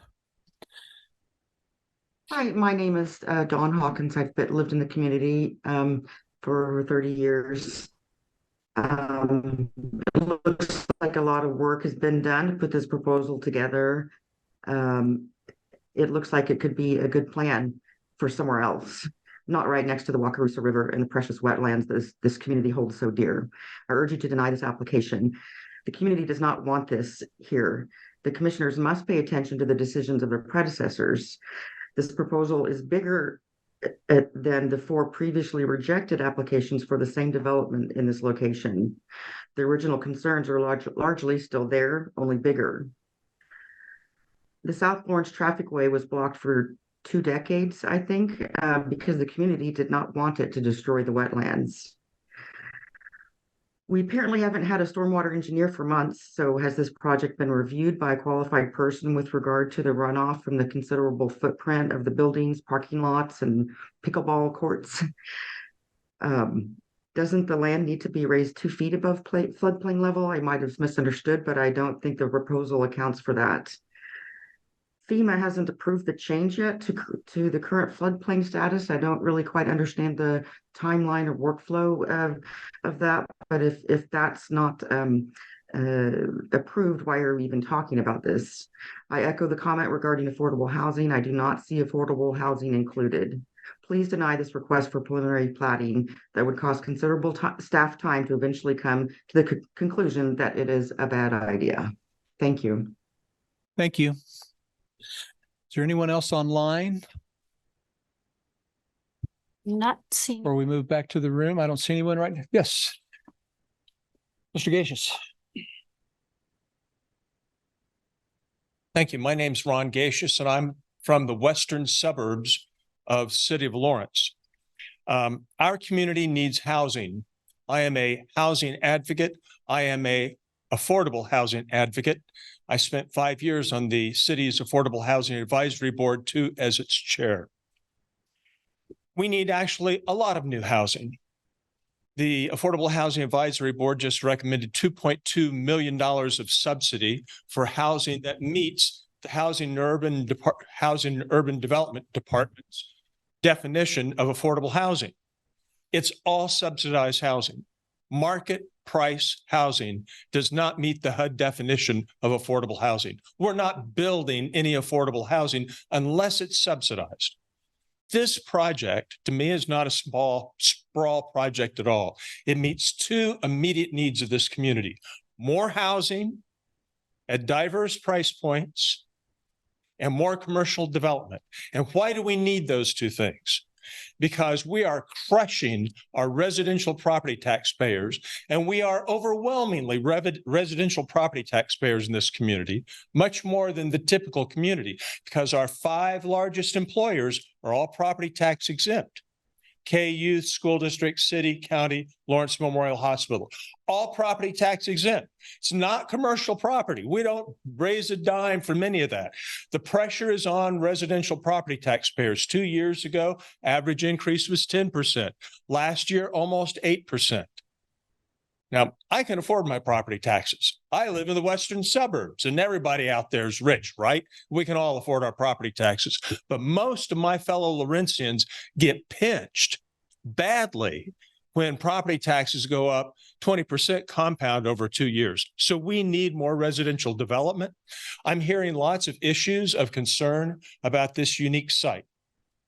They've got some issues, real issues of concern with this unique site: water issues, floodplain issues, river issues, wetlands issues.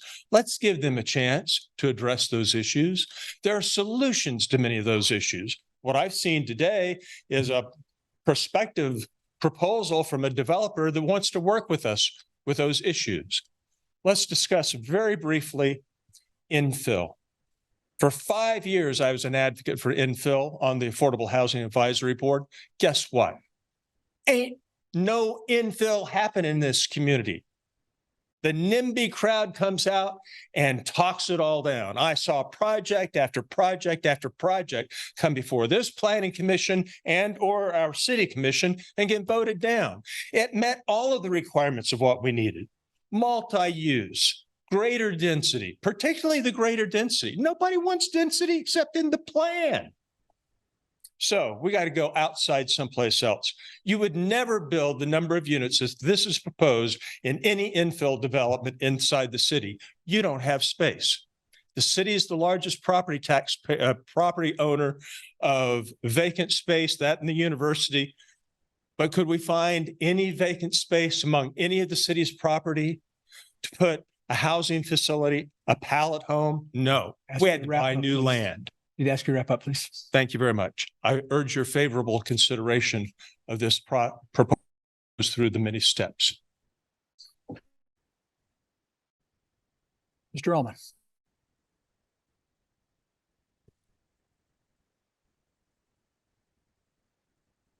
Waiting for a slide presentation.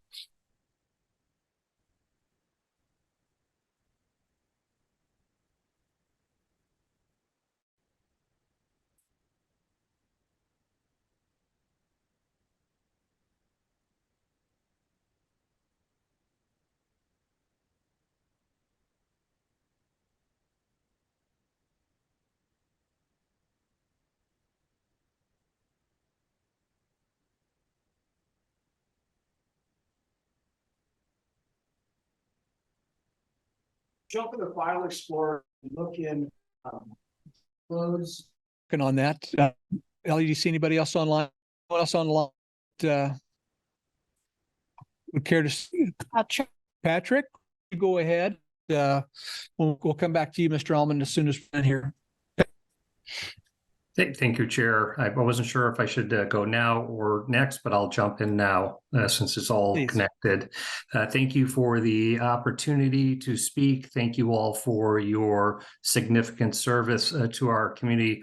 I'm Patrick Schmitz, a citizen of Lawrence and a CEO of an organization that has been here for 73 years. And we have over 360 team members today with an anticipation team member size of well over 400 in 2024.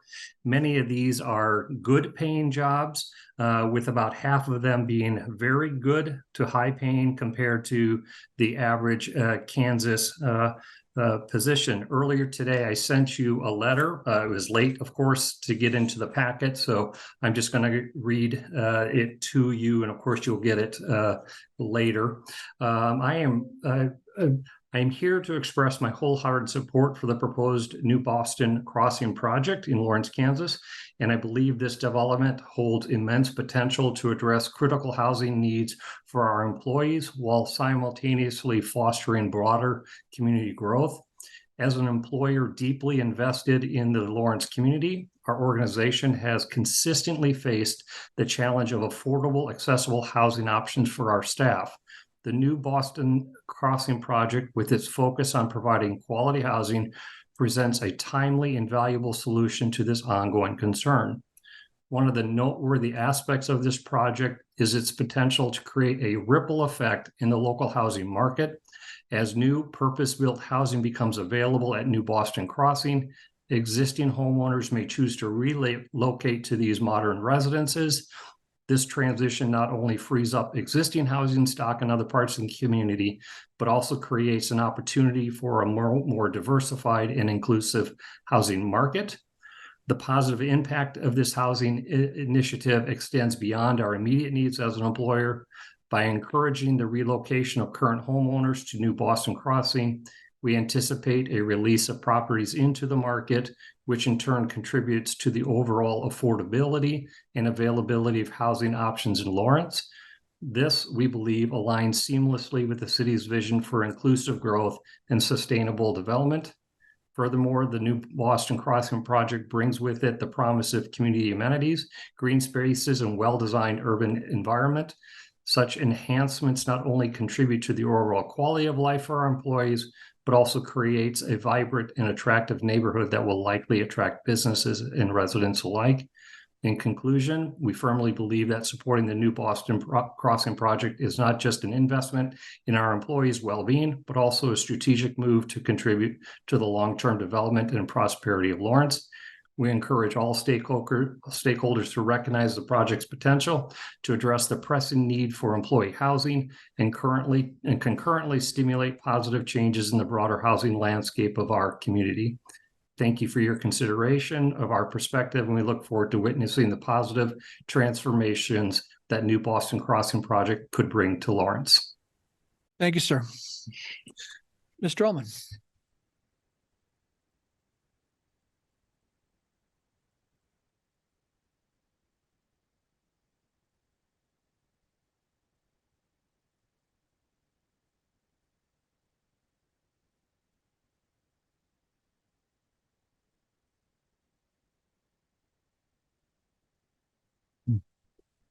It's not enlarging. Oh, great. Okay. Thank you. My name is Michael Allman with Sustainability Action Network.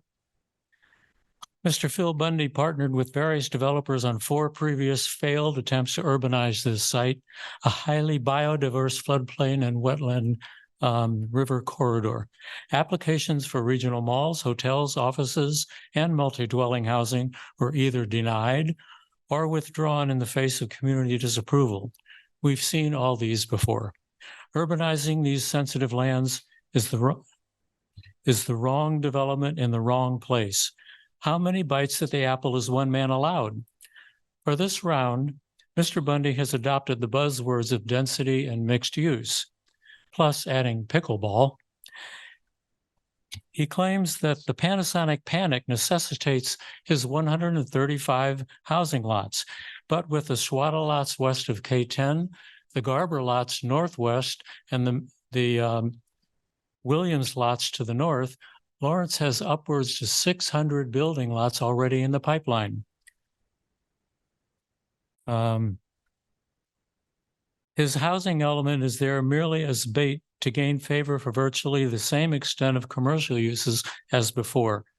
His inclusion of the floodway acreage in his calculations is a shell game. By his claiming the floodway as his open space. He cannot choose the floodway as his set aside. FEMA already forbids building in the floodplain.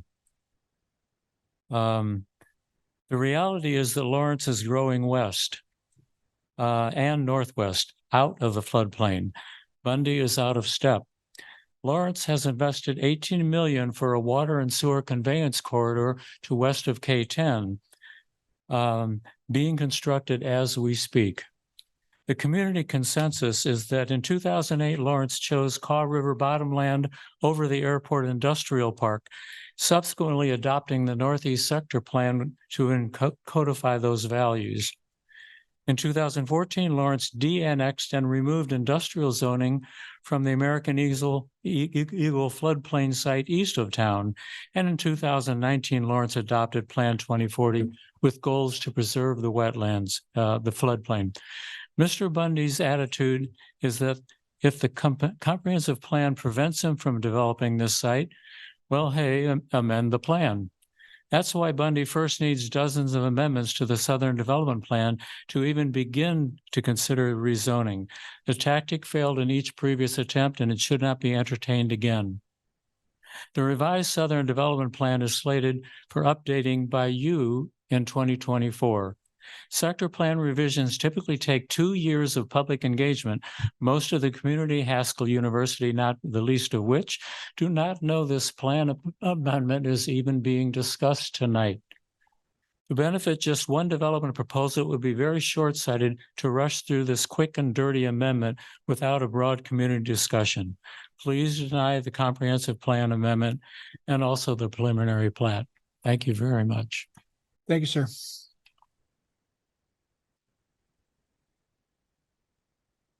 Good evening. Good evening. My name is Jane Bateman, and I've lived in Lawrence for many years. I'm here tonight to support the new Boston Crossing project. The land is in the city's designated growth area and would be a wonderful addition to our community. I know there has been talk of infill housing within the city of Lawrence, but when projects are proposed, either there isn't decent developable space or the neighbors say, not in my backyard. When you say to someone, do you want I-70 to be built next to you in your backyard? They might say no, but people have built houses next to I-70 because I-70 was there before they built their houses. That is the situation in the new Boston crossing. Highway 59 and K-10 are already there and available to move traffic. K-10 will be widened soon, and a new intersection will be built to accommodate the traffic in the area. This will upgrade the area and make it more welcoming as people enter Lawrence. The new treatment plant went into operation around 2018. It was built to accommodate new growth in South and West Lawrence, including this area. We have heard for years that we are low on housing, not just affordable housing, but affordable housing and the quantity of available housing go hand in hand. As residents grow, their families, or as residents see their children grow up, they leave the family home. They see a need for different housing. So as people upgrade, they make their homes available to new families moving in. That might become more affordable to a new family. Existing housing stock becomes available as families move up or out. And I would wager to say that existing homes are more affordable than the first-time homeowner than new housing. So every new home we build does not have to be labeled affordable housing, which of course is hard to define. But movement in the market will make more houses available and certainly more starter homes available. Having housing available will attract new businesses and industry and therefore jobs. There are just a few issues to consider that you might mull over with this project. The developers have done a good job in considering the floodplain and how to attract people to the area to enjoy the river and the new pond with the 70 plus acres. Please give your favorable recommendation to the project as you consider the land uses. Please don't be the ones who say no. Please be the ones that say, how can we make this work? Thank you. Thank you. Good evening. Good evening. Thank you for taking the time. I'm Thad Holcomb.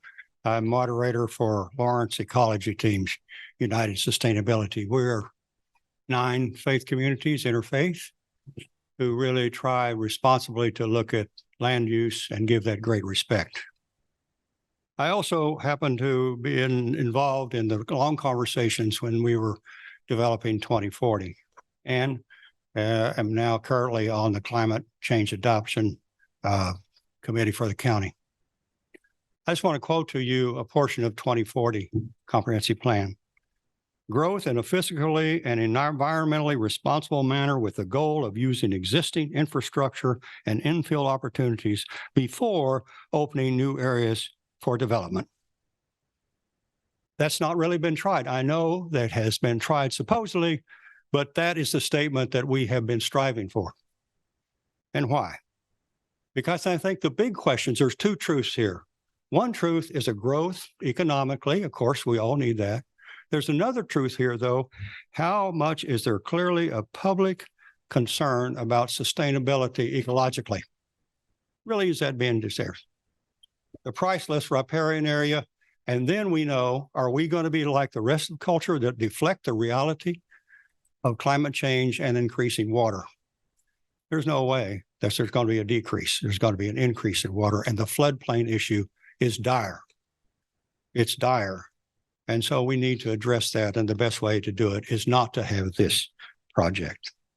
How will the plan advance really any interest ecologically? And do we want to make that a part of the public interest? Tonight, we've heard 2 truths. One yes and one no. So it's a difficult decision, but I appreciate both sides of being able to deliberate into this discussion. And I hope that you will decide on the side of respect for land, for flora and fauna, and look seriously at what's happening in our future as far as climate change and water and light mitigation and the issues for flora and fauna in our priceless environment. Thank you. Thank you, sir. Ellie, do you see anyone else online with a hand raised? I'm not seeing anyone online. Thank you. Is there anyone else in the room tonight that would like to speak? Yes, sir.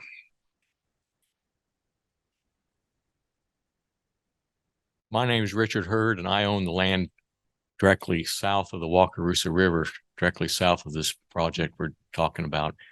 My only concern is the filling in of the floodplain and the floodway. You know, that's going to in my mind, displace the water onto my property and other neighboring properties.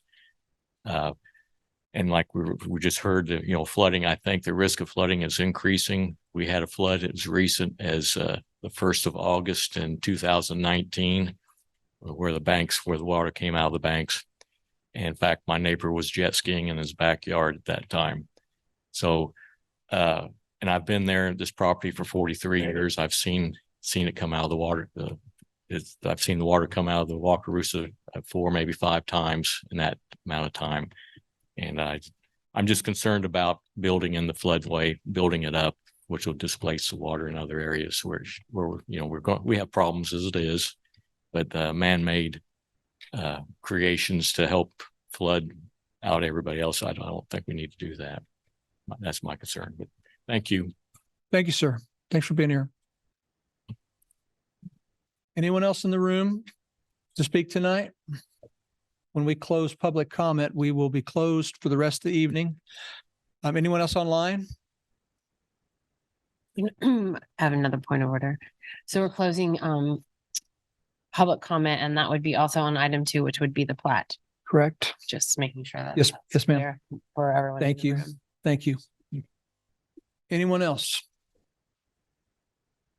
All right. The applicant will have 5 minutes to respond. Is there anything that you want to say before we'll take a recess after this and come back and take the items? Phil Struble, Landplan Engineering, and I just have a couple of comments I want to bring up. First of all, with total respect to Mr. Hurd here, we talked about the floodplain, the effect of our study on east and west of us. We did not talk about it to the south, which is his property. His property is part of the Pleasant Grove tributary. It has nothing to do with our flooding. If you look at the floodplain maps, his flooding elevation is 3 and 4 feet higher than ours. We have zero impact whatsoever on his property on going south of the Wakarusa River. I don't dispute anything that goes on. It's just a whole different study. It's a whole different tributary, and we have no impact whatsoever on that. I appreciate the fact that the very first thing they brought up was light pollution, because we hadn't thought about that when we were doing that. And part of our working relationship with Baker Wetland is they ask us to look at that. The reason we don't have any details about that is we've got to work with the city, because we need to put in shorter light poles. We need to put in different light fixtures, more downcast light fixtures. We are totally prepared. We're on board with that. We understand the nighttime programs they have over there and the impact of the light on their whole environment. I think it's fantastic, and we want to be good neighbors to them. But that's way early in the process. But I love being able to be part of that solution. You know, I'm just amazed with the comments about the bikeability and the walkability, because if you look very closely, I mean, we got 1.5 miles of multi-use rec trails in there. We tie into every existing city network with our walking and our biking system. If they can come up with some other way that we can tie in more, we'd be happy to do it. But I mean, we are focused on biking, walkability, the whole network, because I think that is one of the strengths of our plans in here. But that did come up, and I just want to touch on that. We have had one conversation with people in the affordable, big A affordable housing category about having them be part of this project.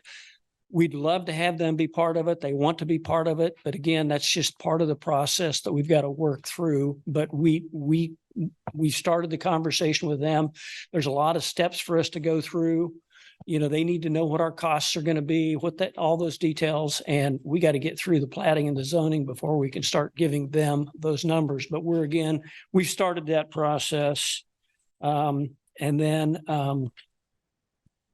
I think that's all the comments that I wrote down that I really felt the need to address as you go through your deliberation. If you have any comments for us or our team, man, we're here to answer them. So please stick around. Thank you. And with that, Sandy, if I could ask, we're going to take a recess till, I let's say till 25 minutes after the hour. If while we're gone, if you could put up the decision criteria for the text amendment. Yes, please, so that we can all see that as we come back in. Thank you so much. Let's take a recess till 25 after.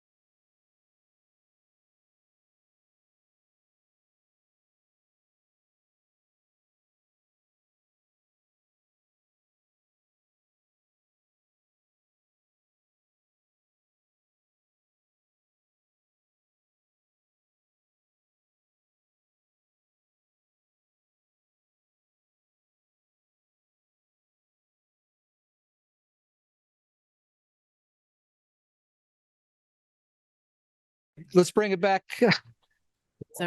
We are going to take these two items tonight separately. They're different types of items. Just trying to say responsible.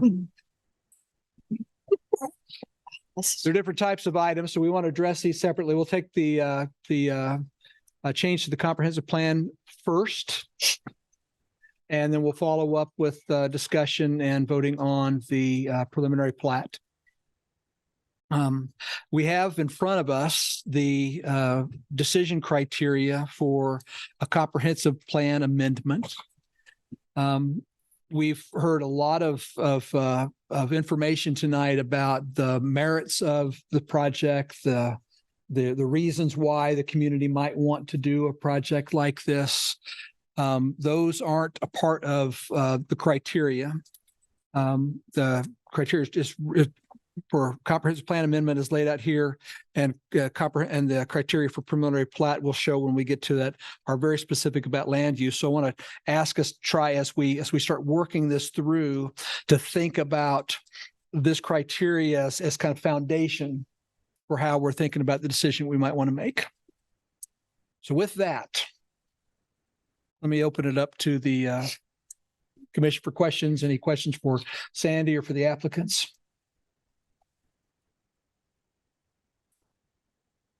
I'll get us started. Please. So, okay. Just thinking in terms of the comprehensive plan amendment, historically, this body has been very hesitant in the past to change an area plan based on one project. So I'm kind of curious, a question to staff. While I understand that there are outdated terms in here and outdated zoning. So I understand the need to change that, to modernize that area plan, but how tailored is this a plan amendment to this particular project? So carrying on from that, what would happen if this project were either not approved or it wasn't followed through on for one reason or another? What does that leave us with? So the comprehensive plan amendment is kind of a standalone action that you would be taking. So yes, it is fairly tailored to the applicant's request. One of the things that we did, if you look at the applicant's master plan, they have very discrete uses in there that kind of align with some of the zoning. What we did in the comprehensive plan amendment assessment was really to consolidate some of those things. So that's where you see the mixed use component in there, especially on that kind of that northeast quadrant of the project area. So if this particular project fails, then some other developer could come forward with a project, say, using the smart code and doing a traditional neighborhood development for a part of this project. And it would still kind of align with what we're talking about. The floodplain component pieces, as I've mentioned before, you can build in the fringe area already today, but you're limited on how much you can build on those floodplain pieces. So an individual lot, if you have a smaller lot and you can say build only on 30% of that lot, so you're kind of forcing maybe small homes, those kinds of things. So that may or may not fit with either the existing developer or a future developer, but they would be kind of constrained by your actions in this plan unless a future comprehensive plan amendment came forward. So just a quick follow up. So if this were to be approved, sort of the plan as we see it, another developer would have to come in and pretty much match what's going on here. The other question is, would the open space, the floodplain now that's planned for this, would that be in any way limited? Maybe there's you have a certain amount of acreage, percentage of the property that is now planned for open space. So would that, if a future development would come in, would that actually be limited to that amount of open space? Or could they expand that open space to incorporate, let's say, the entire floodplain? Yes, they could definitely go over and above and have more open space. And it depends on how you want to organize that open space.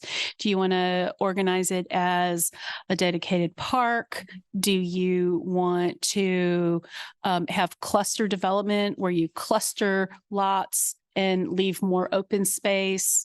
Maybe in a back part of a lot or a side part of a lot. There's a lot of design options in that. So it wouldn't have to exactly match. Like it doesn't have to. They didn't want to do that RS10 piece, the larger lot area. Yes. For example, they could definitely do a different kind of design. In the plan, what you see for that area, I believe, is for low density.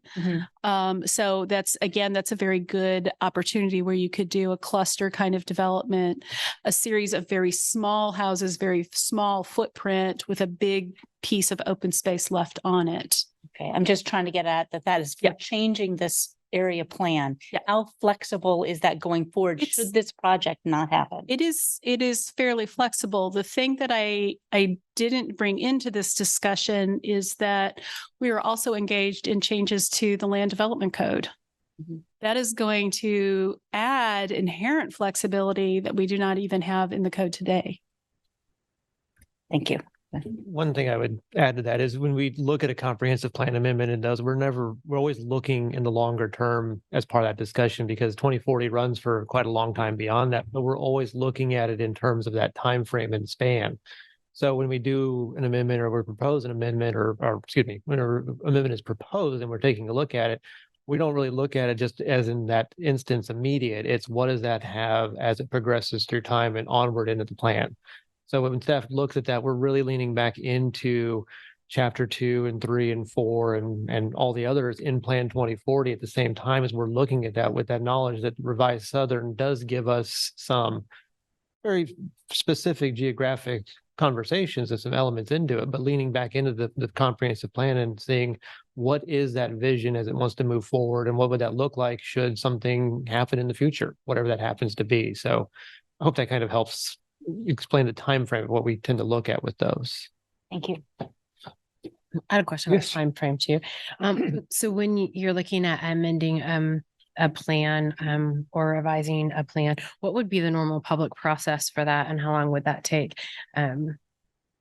Because I heard comment tonight that it would be a longer process and many people would be able to voice their thoughts and participate in the process, and we could be taking that away from them if we're not following the normal process. So I was just curious. You know, we haven't really done area or neighborhood plans for probably getting close to over 10 years now. So the two that are currently underway that we've done are the first two that we've done in a very long time. And the process, we're still kind of learning some steps along the way as we're doing those because we haven't done them in a long time. But they do take a bit more time to do it because they are looking at a larger area and are doing a different level of review and scope and detail. And there's also a lot of kind of baseline information that we have to regather and recheck as part of that conversation. And some of that does occur when we're doing these amendments, but just not in that same geographic scale necessarily. We're not doing it for a whole section necessarily. We're doing it for in the area and the immediate vicinity. So it is a bit of a gain in that respect. Yeah. But all these areas are contiguous and they are connected together, right? So it's happening in one. Amending it without looking at it all comprehensive also creates additional issues. It can, and that's why I think to Commissioner Ashford's point is why the Planning Commission always wants to look at it in that lens of a totality, is because there is that broadness that occurs in these sector plans or the neighborhood plans, and it's something we're taking a look at as we're having the reviews and bringing these forward to you. As we're taking a look at that full context as we go through those process.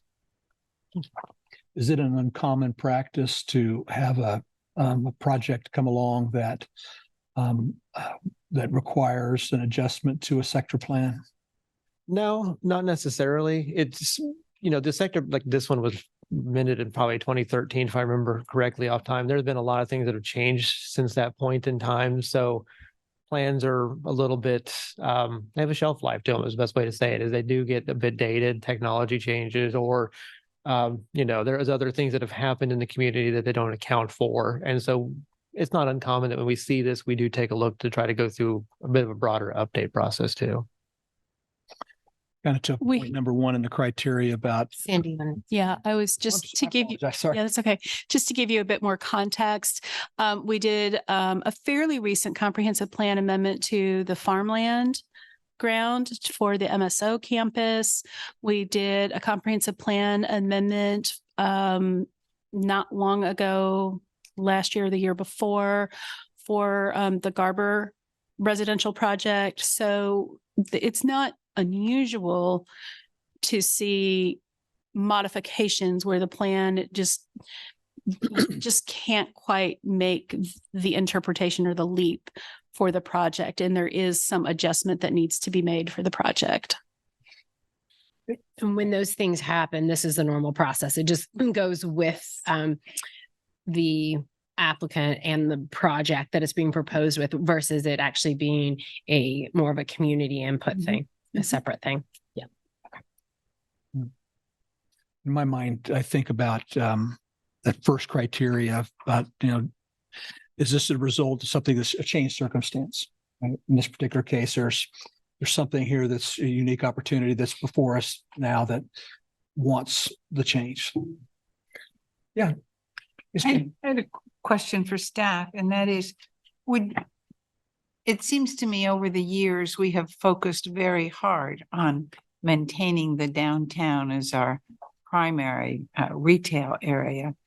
And there were some comments, I think, in the staff report about how this may not necessarily have a direct effect on the downtown or on any other retail, but it may make the other retail areas more challenging.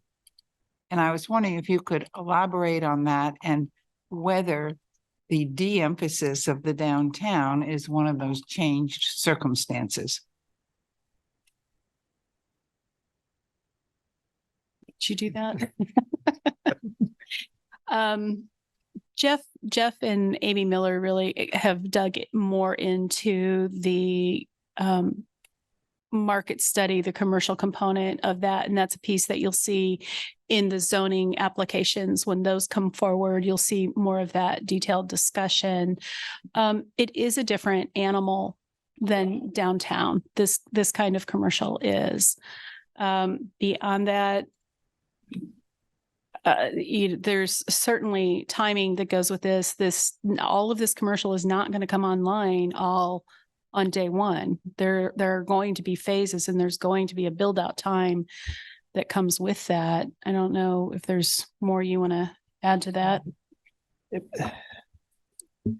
The last time we did a retail report is in 2018, and I think it's fair to say is that nothing that was probably what we thought of retail and office and all of that is probably maintained very well in the last few years. And so something we've been getting ready to do is redo that study and take a look at it and figure out what that is. It's been a lot of that shift in the downtown, and I'm going to work a little bit off of memory here, so Amy might have to help correct me when I don't get this dialed in right. Is we've seen a lot of the downtown shifting, not necessarily towards retail and dining uses, but shifting away to offices and other uses that don't necessarily transpire in the same columns of the categories that we have seen.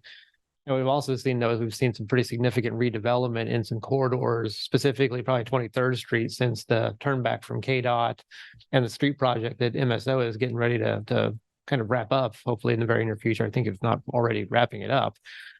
That's kind of changing the dynamics and what we're seeing in those patterns and things. So it's a lot of early days and kind of information to figure out, because how I would have answered that question before the pandemic would not carry water today, because the world is absolutely upended in that respect. And I don't know if Amy would like to add to that or have any details she'd like to chime in.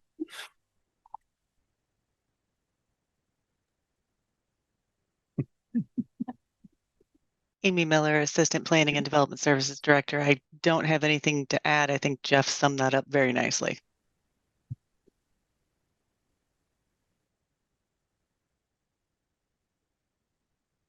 Yes, Charlie. On either page 20 of 95 or 24 of 262.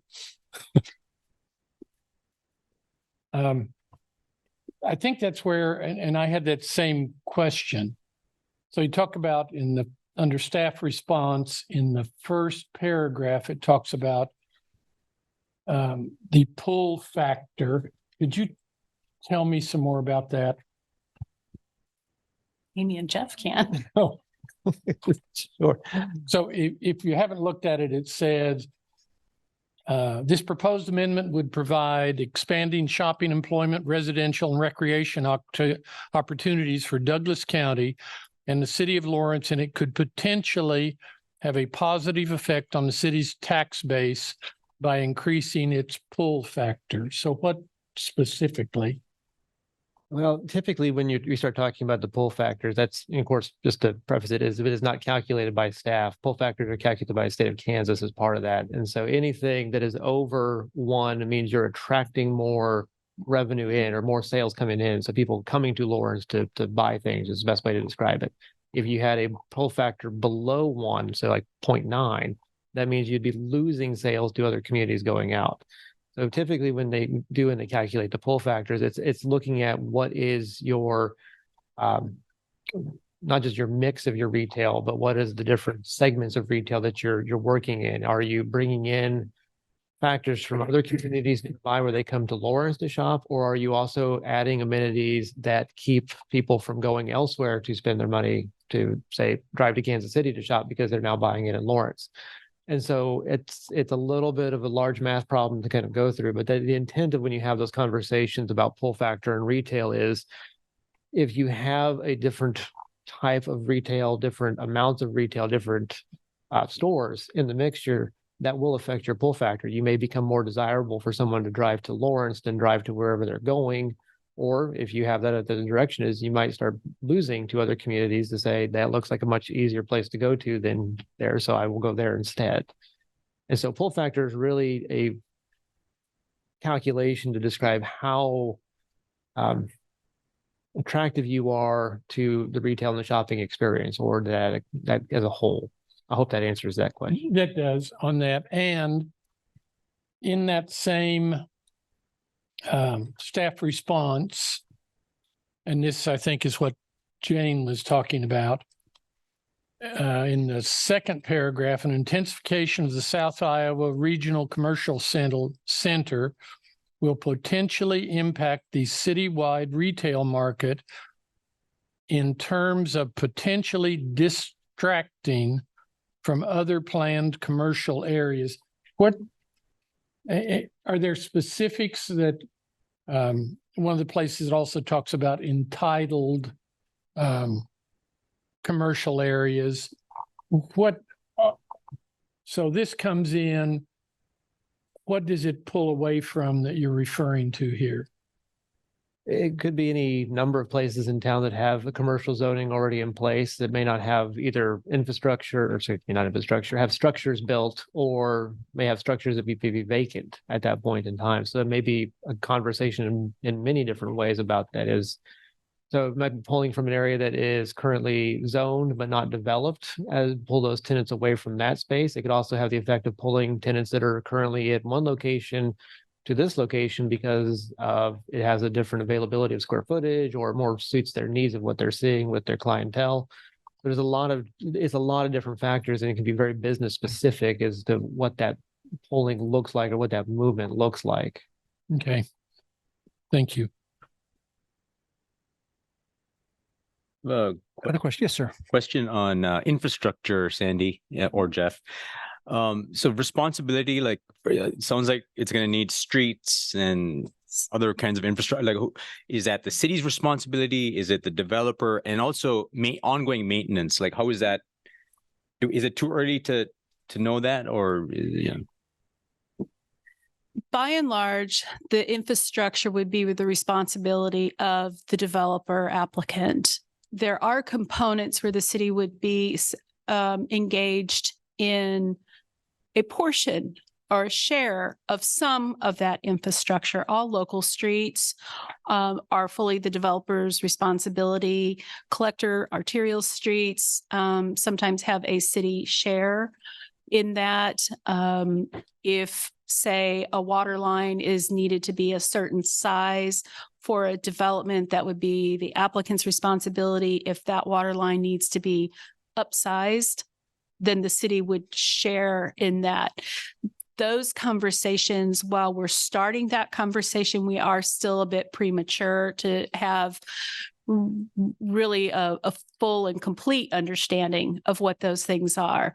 There is a pump station that goes with this. So the pump station is an upfront initial cost. It does become a maintenance cost in the city's inventory later. But the roads would be maintained by These are public roads. streets. Okay, So the public street components would be ultimately maintained by the city for plowing and maintenance and those kind of components. Any part of the project that has shared access into individual lots, so whether that's a shared access easement, shared parking lot, that would be the development responsibility, and that would probably come later at the site plan component. For the life, for eternity? Or? Yes. Okay. Yeah. Yes. There are no private streets currently proposed in this project. They're all public streets that you're seeing that would have the associated dedication of right of way to go along with those elements. Thank you. Is it tangential to that? Is it accurate to say that the investment cities made in wastewater treatment plant in that area was designed or put there in anticipation of development growth in the south of Lawrence? Andy Enns is on the call. That's a little far for me to actually read names. But I believe that generally was the expectation. Hi, this is Andy Enns. I'm an engineering program manager with Municipal Services and Operations. The capacity of the treatment plant factored in growth along the south and west corridor. It is also expandable for expansion of the treatment plant. The DSSA that was referenced earlier, the downstream sanitary sewer analysis, that looks at all the wastewater flows generated by the development and then what impact that has on the downstream, including pump stations and the wastewater treatment plant. And so that we've got a good start on that from that study from the developer, and we'll continue to work with that as they size the pump station and things like that. But yeah, that treatment plant is sized to handle not only this flow from this development, but other developments west.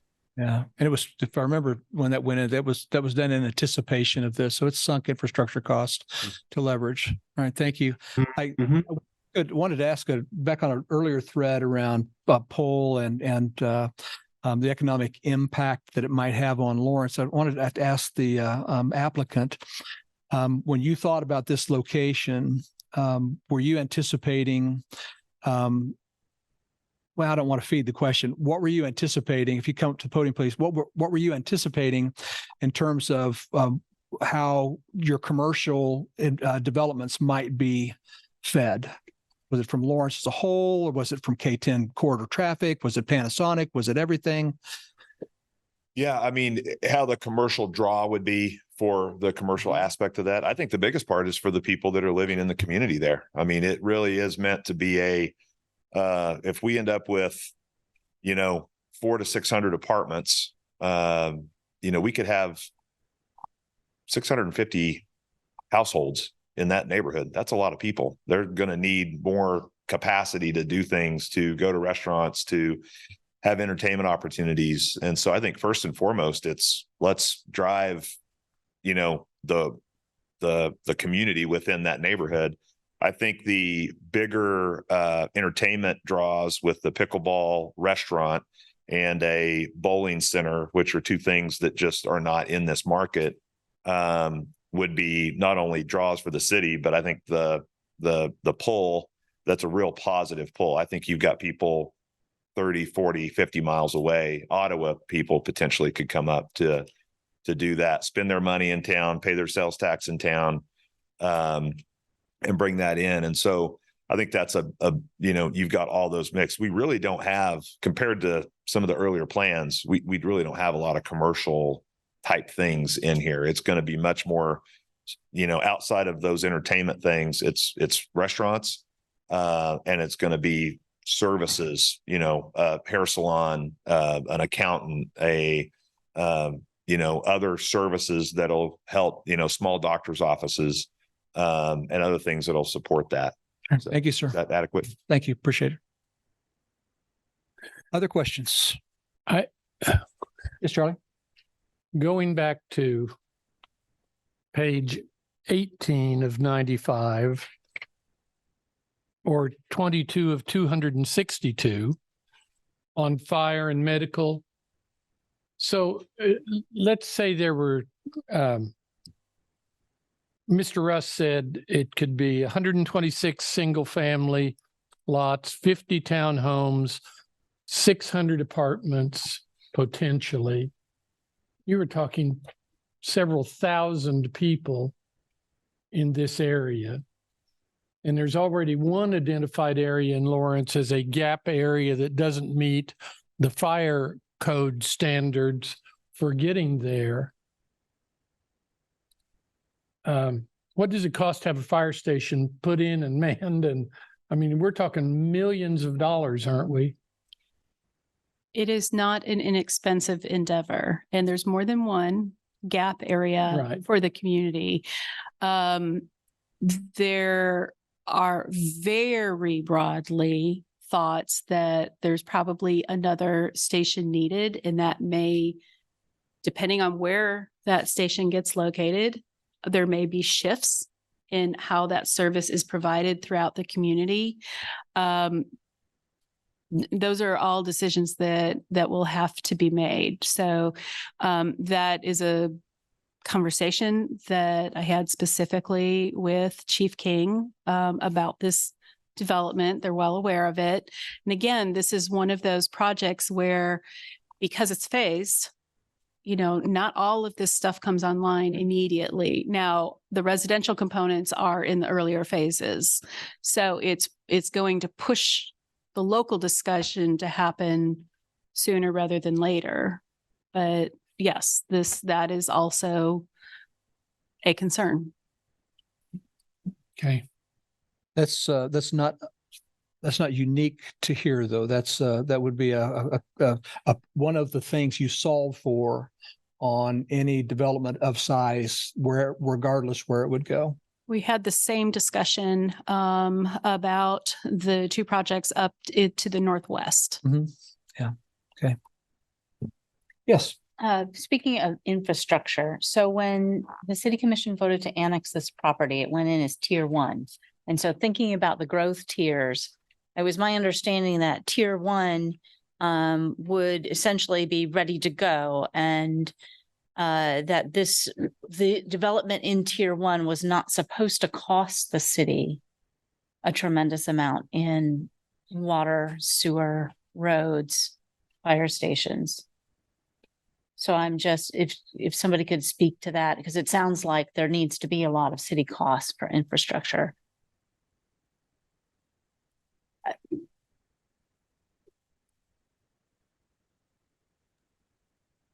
Hi, this is Andy again. I assume Sandy was wanting me to give this a shot.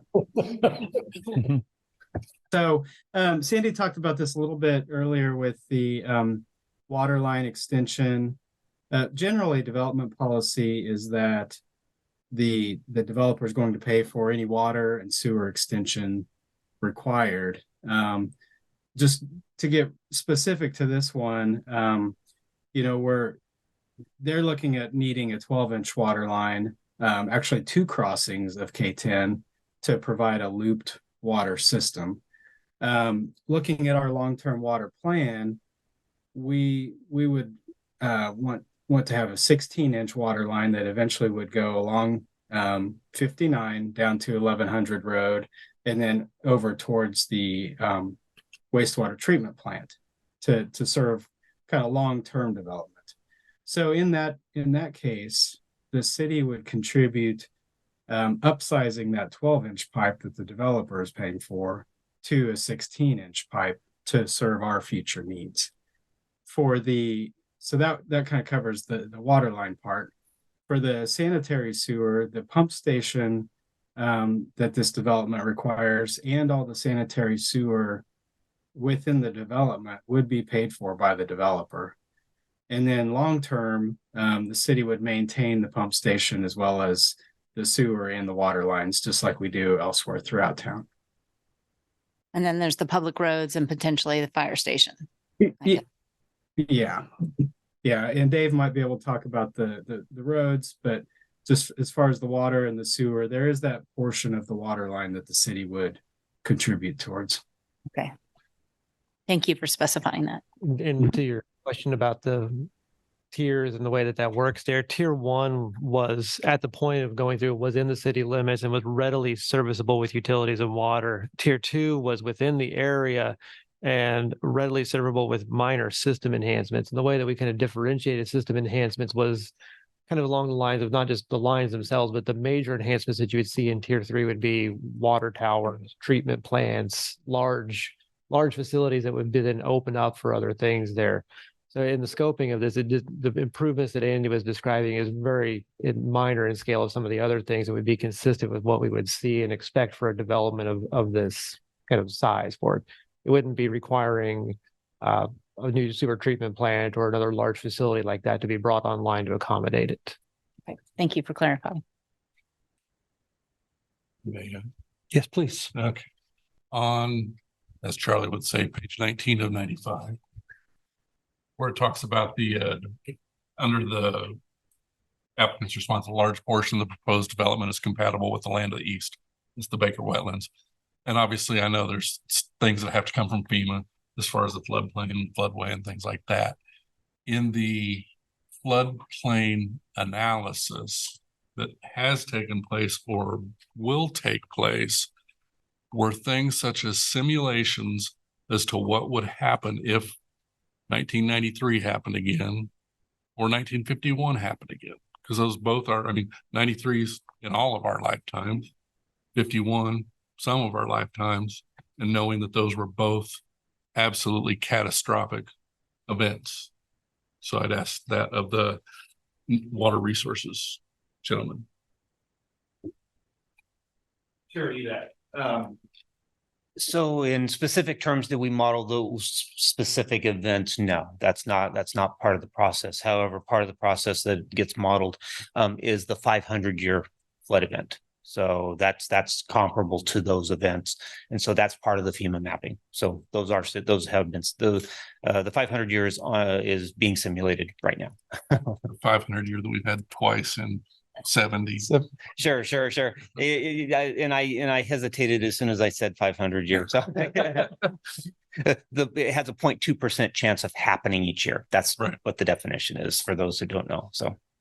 So yes, could we have them back to back? Yes, we can. Is it statistically probable? No, but it can certainly happen. Okay. Since we're taking both of these things at the same time, there's a lot of conversation I think overlaps, and so I'm just trying to keep them straight in my mind. And these are probably really dumb questions, but I'm focusing on the amendment to the plan, and so. Sorry, I'm focusing on the amendment to the plan. And so I was just trying to figure out, and I've got the red line version, but there's lots of lines and they're going all over places and sometimes they're crossing a page. And so I had a couple questions. It's my understanding there's some lines on the open space portion, but when I look at it, it looks like there's no substantive changes, maybe just the font of the bullet points. And I wanted to check that, like where it talks about the open space, because we've talked here about the open space and how it's within the flood plain. And so the definition of open space and the intent of it, it's on page 20 of the red line version. in the primary, like I've got 2 page 20s for some reason in my staff report. It says open space at the bottom of the second page 20. And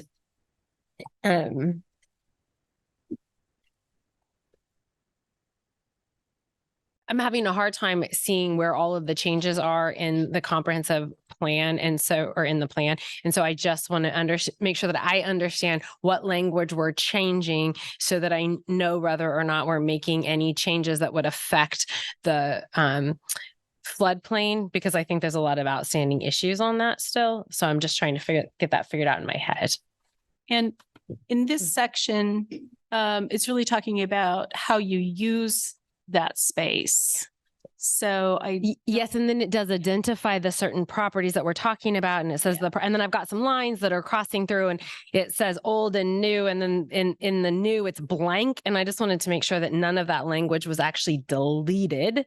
And it's just when I'm looking at what text has been replaced, it's very difficult for me to know. I just want to make sure that substantive changes haven't been made to like that portion. And the bane of my existence is track changes. Yes. Agreed. So I'm kind of quickly looking back and forth between my printed copy and I'm looking at the current one and the and I don't but I don't. Yeah, I think we just really clarified the location. Well, that was actually my question. I don't think has the location of what we're deciding to be open space changed is really what I'm trying. That's public and industrial. I'm trying to, right. Because this is pointing out specifically that the open space is supposed to be the floodway, right? And we've had a lot of conversations about how that might be what's going to happen. And I just want to know if we're trying to change it.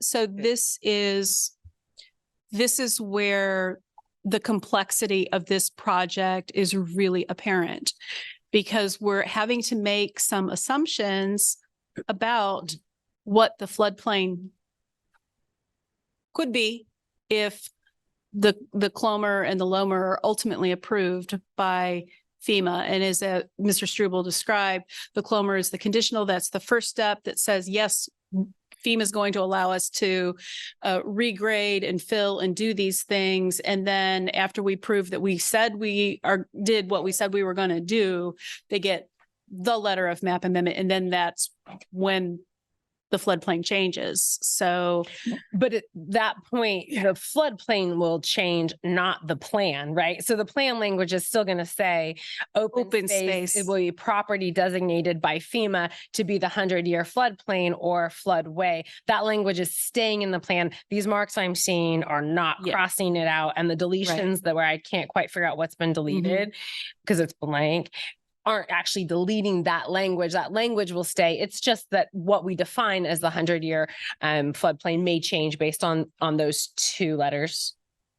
Right. And I concur with track changes at this point in time of being troublesome. I think what you're seeing in there is because some of the lines ahead of it got bumped down in the track changes is what's showing up. Is it showing that there was a line that was above it that then moved down 1 is what you're saying. So it's not, I can't see anything that's in there that's a change in the wording. It's a change, I think, in how it got formatted on the page that you're seeing. And that's why it's showing up as old and then having new with no change to it. It's just because that line is there now.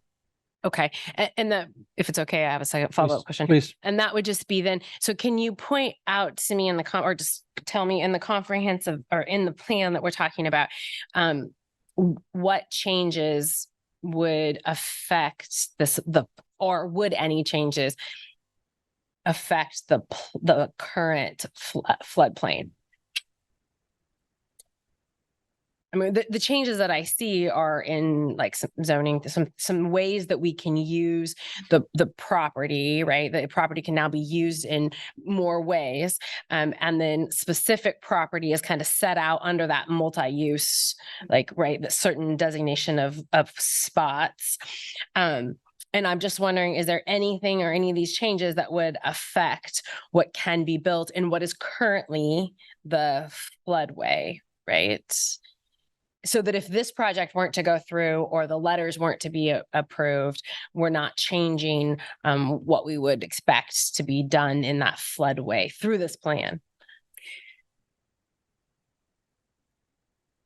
This is where we would come back to what is the technical code language. The boundary of the regulatory floodplain does not change until that letter of map amendment.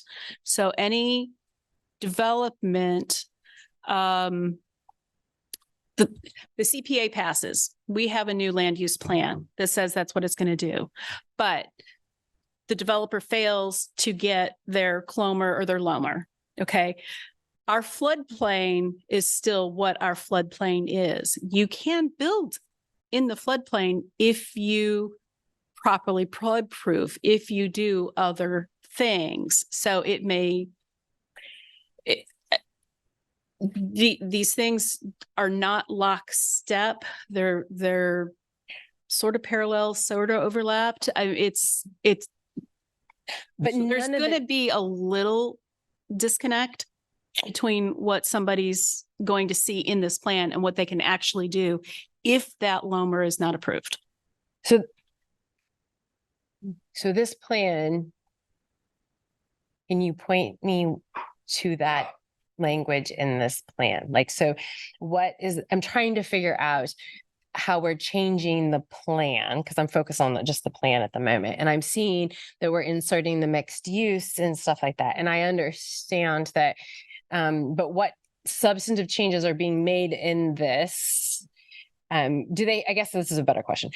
We have to make these plan changes in order for the letter, the CLOMA and the LOMA to be applicable?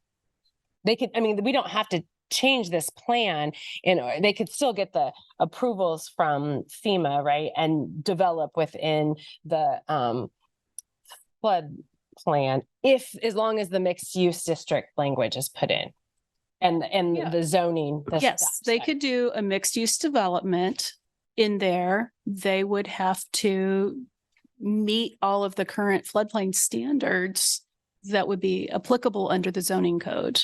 But we're not making any substantive changes from what is currently required now to in this document, as far as the floodplain is concerned. That's what I'm trying. That's my real question. Are you trying to get at, is there anything in this change that that in any way affects a person's ability to build in the floodplain?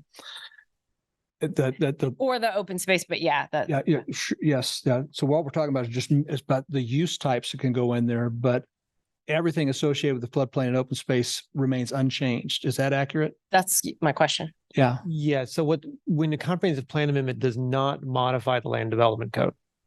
So there is a differential there. Yep. This is not an amendment to the development code. It doesn't change the regulations of Article 12 or anything that's in that. What the future land use plan will do is set the boundaries around what are the expectations if an application comes through, what are those zoning districts that the commission expects to be applicable to the area. So it's not changing anything that would be governed by FEMA or the flood maps or the development code necessarily. It's really talking about the land uses and what zonings you would typically see ascribed to those future land uses. And also make some space here, because I know Amy was trying to join in on the conversation, and she is our expert on floodplain and comprehensive planning. So I want to make sure she has a chance to chime in too. Amy Miller, Assistant Planning and Development Services Director. Jeff basically just took the words out of my mouth. So yes, you are seeing some changes in the plan on the future land use map that are changing some of what was designated as open space to other uses. Now, as Sandy has said, you can still develop in the open space according to the floodplain management regulations. You can develop in the floodplain. So it is a change, but they still have to adhere to those floodplain management standards that are in the code, regardless of what is on the future land use map.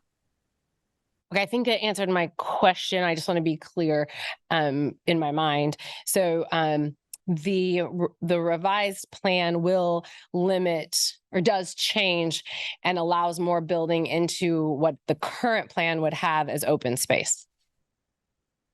Yes, That's that is correct. okay. Yes. Yes. So we are reducing by changing this plan, revising the plan, we are reducing what is currently open space. Yes. Are open space and floodplain always the same thing? They are not.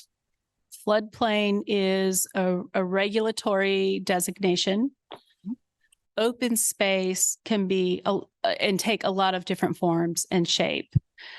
It is common in plans to set aside or designate the regulatory flood plan as assumed open space, but they don't necessarily have to be the same thing. So just like you could see in a future land use plan, a future park doesn't necessarily have to be floodplain. It could be some other land use. So that's where this opens up. But if it is designated as open space and it is also floodplain, and then you can build in the floodplain, you lose some of your open space, correct? Depends on that open space. You could have soccer fields, you could have baseball fields, you could have a lot of different kinds of land uses that still fall under the category of open space that are not natural areas. So are there circumstances under which what starts off as open space becomes floodplain that has uses in it? Maybe it starts as floodplain and also counts as open space, and then it gets elevated so it has more uses in it. So what you calculated initially as your open space diminishes. Okay, thank you. Yes, Sharon. I'm glad you came to that conclusion of the discussion with Commissioner Hayden, because I didn't see that in there, that this would be reducing the open space. What I saw with looking at the regional plan was that looking at the track changes and looking for the actual substantial change, all I saw was the mixed use district. And certainly within the plan, that area, this property has been designated for some portion of development for decades. So the only change I saw was that the type of development in there was what changes. And I would have no problem with mixed use being added to any sort of development area, but I didn't realize that it changed the amount of open space. Those open space requirements for any development still managed by land development code. So it's not that we're not changing the code. What we're doing is, I'm trying to understand what we're doing in this amendment is allowing for the change of open space and floodplain to become developable land through the changes that they might make to it by bringing fill in, by changing its grade. Mm-hmm. All right, so we're not removing, we're creating an environment where land that would only be open space because of where it is in floodplain can become developable, but the land development code still mandates what open space requirements are there for any development. So we're not taking anything away from that. Only how land that otherwise couldn't be developed might be developed by the fill and by the change in elevation. Mike, did I get that right? Yes. Okay. So, for example, if we had a planned residential development, that code says that you have to have 20% of open space.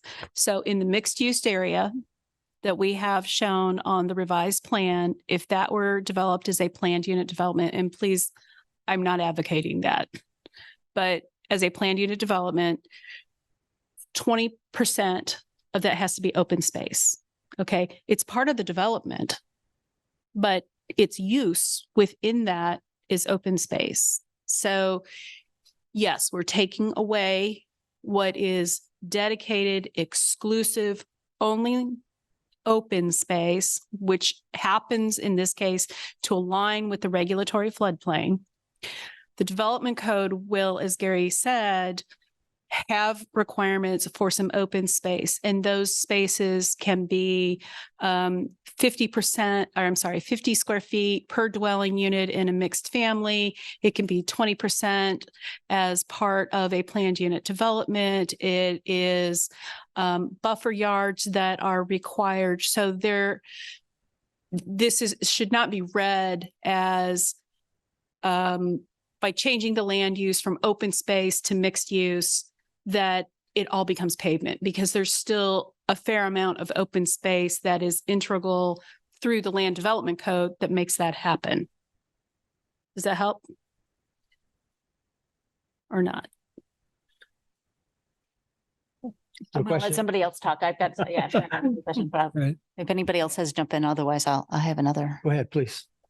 So I feel like I'm sort of changing my mind on this initially, because I from what my initial, I was thinking of addressing in my mind the concerns about floodplain in the next step with the preliminary plat and discussing that.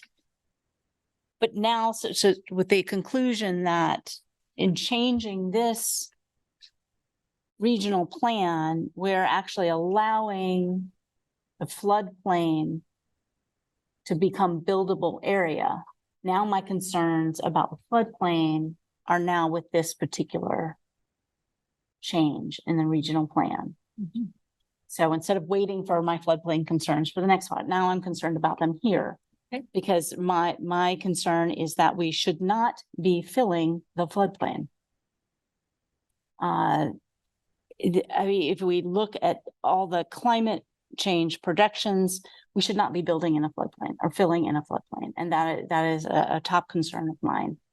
Now I have not that many, I'm sure I would have some issues if a project came to us, but just in general, the certain portions of this property have been slated for development for decades. And if that development were to take place out of the floodplain, I might not have a problem with it, but I do have a problem with filling a floodplain so that it can become buildable.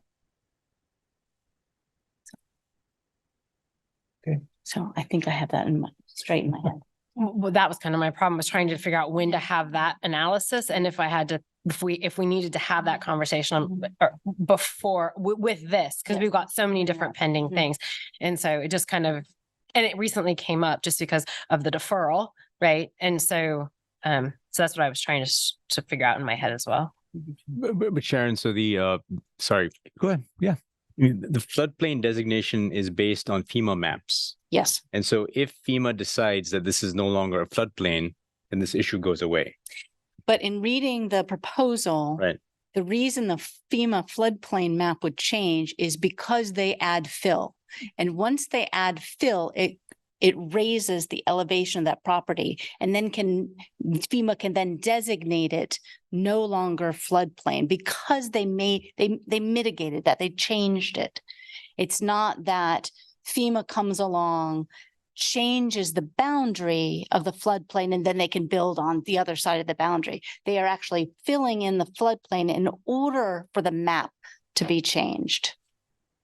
And that's the problem I have. Now, if FEMA were to come along and change that map without any change to the property, any change to the elevations, right, then that might be a different story. But that's not the case here.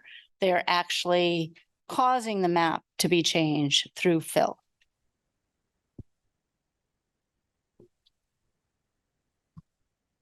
Do we have development in floodplain in Lawrence today?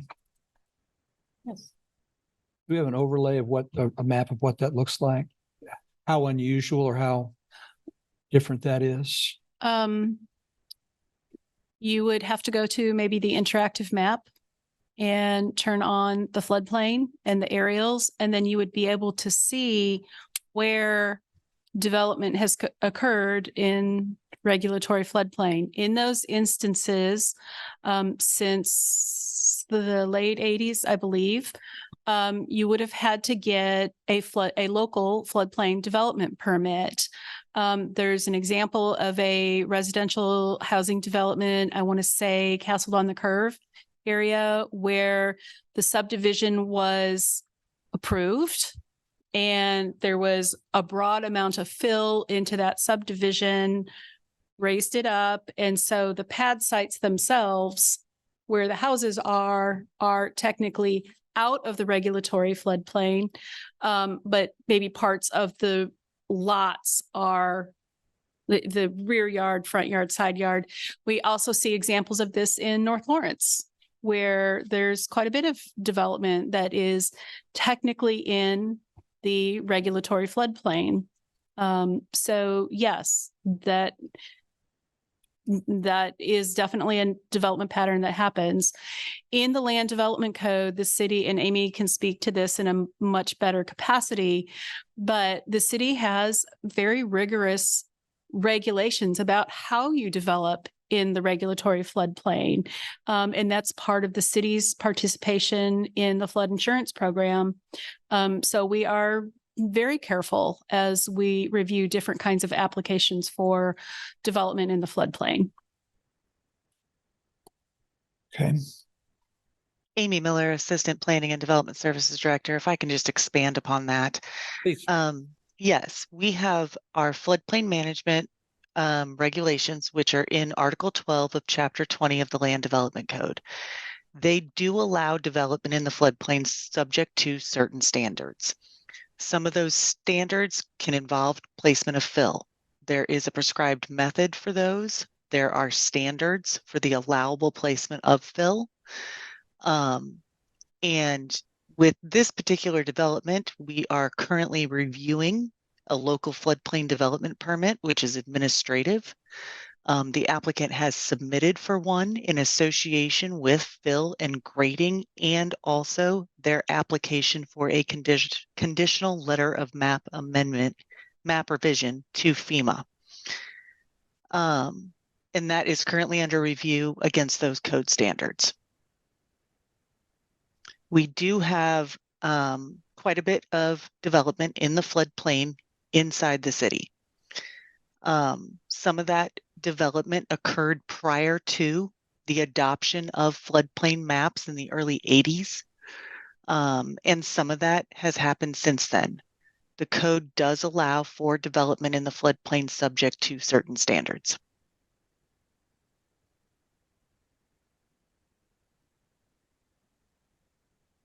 Okay.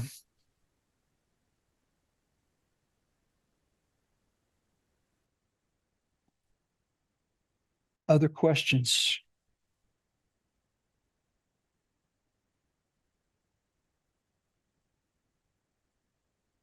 Yeah, I think just one thing that, we have these kinds of things come in front of us often. And I think a lot of times we, as commissioners, will give our opinion of whether something is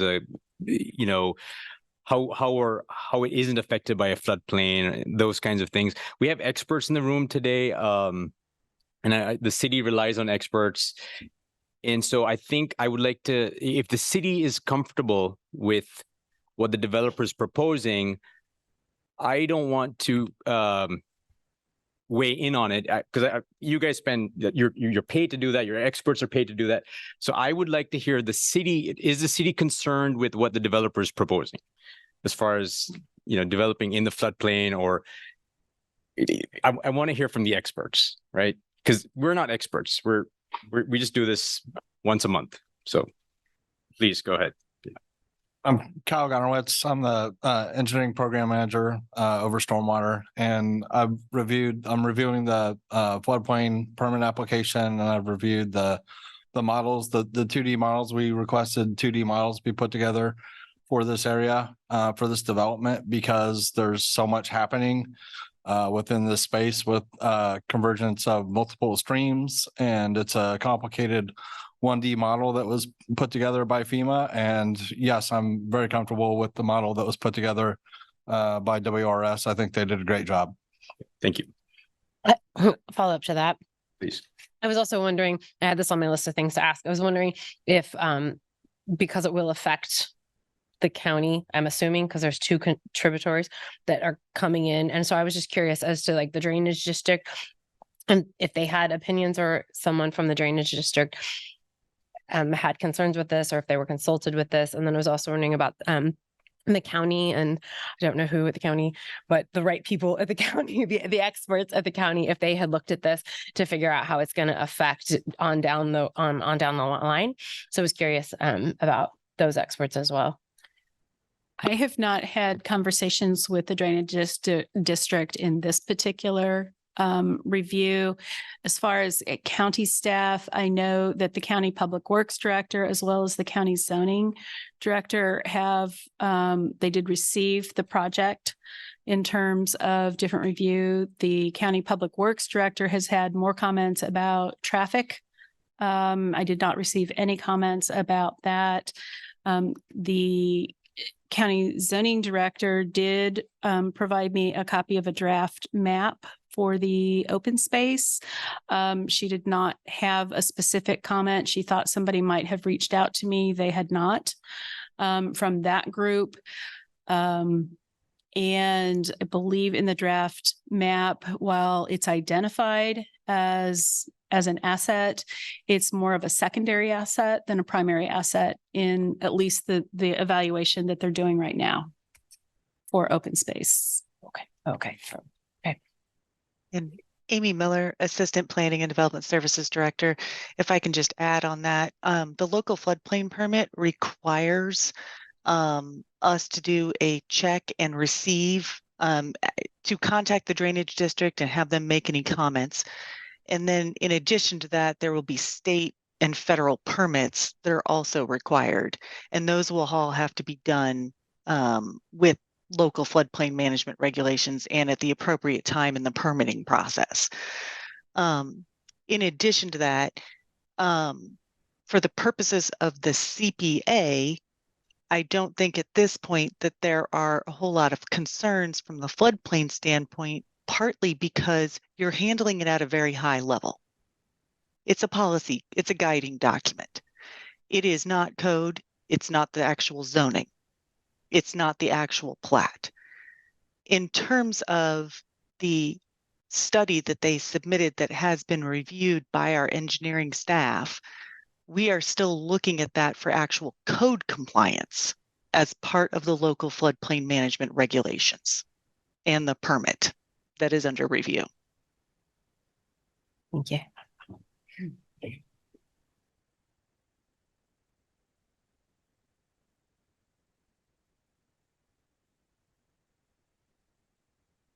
Other thoughts? Other questions? To share a thought. As I look at, and Sandy, if we could get that criteria slide back up, Sandy or Kurt, appreciate that. To think about the criteria for this decision, I agree with staff that we've met the criteria. I'm glad for the conversation that illuminated what this really means in terms of how that floodplain boundary will change through our action. I think that's an important conversation to have. And it's not lost on me. But I think about this set of criteria and that item number one, why are we doing this? Well, what's changed? Our requirements as a community for housing are the development of K-10 corridor and what Panasonic represents down the road makes that area of Kansas. It was identified by KDOT actually as the most significant economic. I'm going to say this badly grammatically. It has the most impact from an economic development perspective than any other place in Kansas had. This has been, as was mentioned earlier, something that's been contemplated back and forth for many, many years now, and comes a project that requires this comprehensive plan amendment. And that project itself, if it were anywhere else, right, if we had 70 acres, whatever it was, in the middle of Lawrence with nothing there, we would find reasons to not do it. Yes, but we would say, man, what a great deal. And if it existed today, we would say that's the model. It's walkable. It's next to infrastructure that was designed to handle growth. It allows us to capture economic activity, traffic up and down the K-10 corridor. It becomes maybe a part of the solution that we have with University of Kansas as they work to expand on housing. So as I look at the criteria and at item number 1, it to me that I feel like we're there. I have concerns about how we the results of impact from changes in the floodplain. Not that we have used some of that for this development, but I want to make sure that we haven't done something that has unintended consequences. But I trust that we've got experts that are working for this, that the processes that our city requires are going to take us through that well. So I for me personally, I feel that this is the right time for this plan amendment to go through, that the majority of that is really about saying, hey, we're going to do something with this land other than put another car dealership or an auto-related facility on our southern gateway. It's giving us the opportunity to do that. And then I want the process to manage through the risks that we have on bringing fill in, to work with FEMA to make sure that those are right and that we protect neighbors to the south and we protect neighbors to the west. And I'm confident that we will. So I lean towards absolutely in support of this amendment. I'm anxious to get into a conversation about plat if we get there tonight, but just wanted to share those thoughts with you. I don't know if others have thoughts they'd like to share. If I recall correctly, the fill, I mean, I have some concerns about the development. Like you say, if you picked up this 177 acres and put it down someplace other than by the walkie, I would probably feel better about that.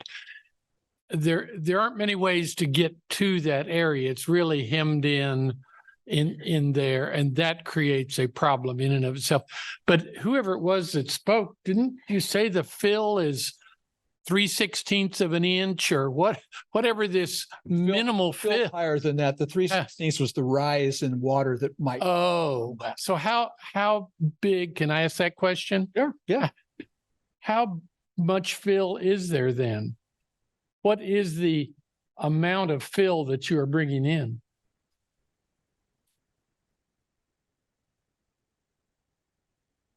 Phil Struble, Landplan Engineering.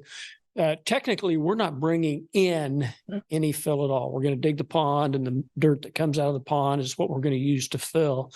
Probably on an average, the average amount that we put down is going to be between 1.5 feet and 2 feet in depth, is what it is. But it's just spread over a fairly large area. There's no 10-foot deep fill. It in the big dike, like on the river. Okay. One of the things, and I'm squirming around over there listening to this discussion about fill, because you asked a good question. Are you concerned about this? I mean, I think our group is deeply concerned about it, so much so that we tried to find the best expert that we could to address it. But when you talk about filling a property, I think of trucks hauling in dirt left and right. All of the dirt is on site that's going to be used here. And there's some technical questions, but that's an important aspect from my perspective, is that this isn't going to be trucks coming down the highway to fill in the floodplain. This is moving dirt within the site to accommodate a development plan. And as you discuss it, I think our team is excited in part because I think we've really tried to embrace how this floodplain can be adjusted to accommodate a thoughtful development. And so I wanted to put that out there because I do hear the discussion. I know what my mind immediately goes to when I hear about filling in the floodplain. But I find the opposite to be true about this development crew, is that, embracing the floodplain, finding ways to adjust it on site is a whole different story than filling in a site. So I would encourage you to seek some specific questions from our expert if you do have them. Thank you. And well, I was going to say an 18-acre pond, there's a lot of fill that comes out of that 18 acres, whether we say trucks are bringing it in, that's a big pond, and a lot of dirt will be taken out of there to use for fill.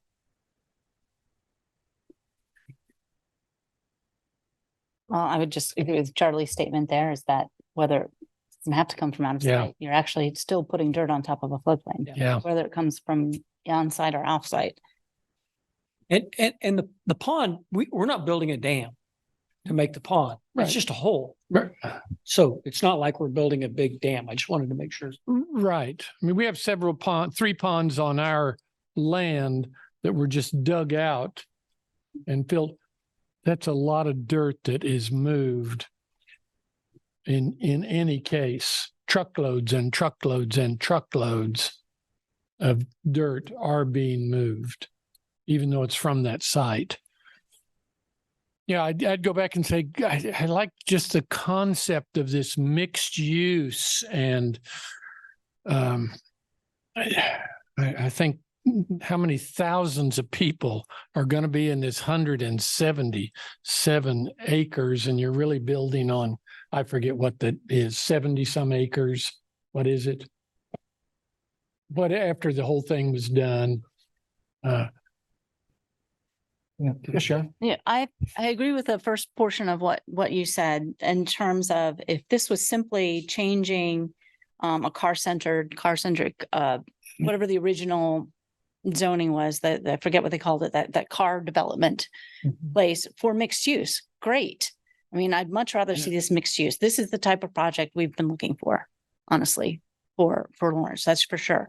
My problem comes with a criteria number 5, in terms of reasonably compatible land use relationship. My concern is with the floodplain. So I have no problem changing the area plan to get rid of that auto-centric zoning for mixed use. But what I heard tonight is what that does is allow for fill in the floodplain. Now, if that was something that we could get past that, and then I could address those concerns with the plat, then great. But as I understand the conversation. Well, I don't think that changing the plan, it doesn't mean automatically you can build. There's still a lot of steps that go through before the floodplain would be filled in. I think my biggest concern is that we needed to realize that this could affect that, right? And the ability to do that. And we're doing it through an amendment, not through a public process. And there've been a lot of people who have been involved in and have opinions about changing what the amendment or the plan looks like, particularly with the floodway and the connection to the wetlands. And so those are some of the concerns. Not that those can't be addressed later or at another stage. I do think they start now, not just at the later stage. But I don't think a vote for this means that it won't automatically be filled in. They'll still have a lot of No, steps I know, I to go understand through. that. Yeah, I understand that, but this allows. We're kind of right. This allows it. It reduces that open space. And if the open space right now is the area of the floodplain, I'm not inclined to change that. And that's why I raised it. I have, Jane. I have an unrelated problem, and that is with number 7. I think that what we have with downtown Lawrence is so important. It is the heart and soul of our community. And we have housing, we have jobs, we have transportation, we have walkability, and we have affordable housing all around here. And I think the fact that this would risk that downtown to some extent is a reason not to support it. It's a lovely project. And if what we want our community to be is like every other community with a McDonald's and a taco place and some entertainment for our teenagers, then we should vote for it. But I can't support it because I think it is much too harmful to the downtown in the size we are right now. And we've just supported a wonderful new housing project for downtown. And we need to continue to support that kind of thing and keep it growing and keep it strong. So I'm not going to be able to support this, although I think it's a great project for a brand new community. It is a brand new community. And it's very thoughtfully done and it's very well done. But I don't think it's the right place and I don't think it's the right thing for Lawrence. Thank you for that. I honestly, when I look at that seventh criteria, I take it literally. It talks about, does the amendment advance the interests of Lawrence? It doesn't really say, does it detract from, or do we fear that it might? And I use those words on purpose. Yeah. Do we fear that it might have a negative consequence? Because that's really, we don't have any fact to support that. In fact, if you look at other instances of things like this in Lawrence over our history, the same argument was made about development around 6th and Wakarusa. Same argument was made around development out west on 6th Street, around Rock Chalk. Both of those areas have become great draws for our community, all of which have ultimately fed into downtown. So I don't see this as I don't personally share the fear that it might. And when I think about just how it would advance for Lawrence, I can list a number of things beyond McDonald's and taco places. I think that the two projects that you talk about started smaller, were restricted, have grown slowly, and they were not 177 acres all at once. They were not started as these mixed use things. They were started with the widening of 6th Street and particular intersections that had commercial, and the other things have grown later. This project is a really big and wonderful one. And the fact that we have identified in the staff report that it is going to have an impact, I think is significant. Over the years, we have pumped a lot of public money into downtown Lawrence. And we have done that by not requiring people to provide their own parking. I mean, that's been one of the ways we've done that. We've done that with federal grants, both to the housing that surrounds Lawrence, the federal 312 grants. I just couldn't see around Chelsea. Oh, I know, but I think that what we have is so unique. Oh, excuse me. I think that what we have is very unique and that it has its own special pull factor. So it's not like anything. Would you not support development for growth development anywhere but downtown Lawrence? No, that's not what I'm saying. I'm saying this is a large enough project. It is far enough away, and it has many of the same features as downtown Lawrence. And I think we need to let downtown Lawrence continue to grow, and we need to continue to focus on it. Oh. It now has beauty shops and entertainment kinds of places and law offices and restaurants and hotels. I think it's a matter of scale and placement. Okay, thank you. Thank you. Yeah. I have a question. Yeah. So I'm really focused on this, like, what does the plan amendment do? And I apologize, but that's just, to me, that's the first question I have to answer in my head before I can get anywhere else. So when I look, I'm not 100% positive that I'm understanding this correctly, but the revised Southern Development Plan extends beyond the city limits. Is that correct? And when I'm looking at this plan, I was trying to make sure, because there's a lot of colors on it, but all of the green, right, and all of that, this is the plan. And so amending this would also affect people within the township and in the unincorporated Douglas County, correct? It is, like, Wakarusa Township will be affected by any amendments to this plan, because this is the plan that covers them, even though, like, we're dealing with a specific project. But the question before us is, should we amend the plan? And I'm just trying to figure out who are the interested parties in that question and have they all been consulted? Is my question. This request and your action tonight is a public process. You are engaging in a public process. There are properties in the plan that are both in the city limits and in the unincorporated areas. All of the area is part of the city's growth area. Did we reach out? We did not do a public engagement the way we would for a full plan update. That's never been the practice or the policy for this kind of applicant requested or generated kind of amendment. So it is, fairly tight to what is being requested.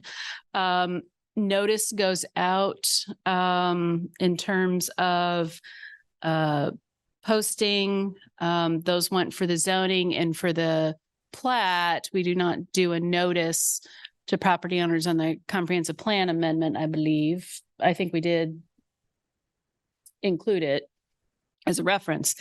And then there's the signs. So was the township asked about the amendment to the plan? No. There is a state required township notice that would go out after the action is taken by the planning commission that gives them a 20-day response period to comment on that. So there's a state statute derivative of that would go forward for township notice and comment.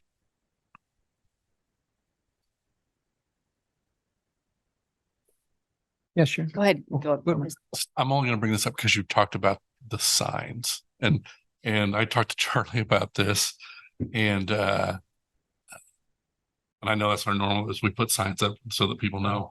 Putting a sign this big along a major highway that has type this big is worthless. Even though I know that's our law, but we can do better. That was just a comment. Sure.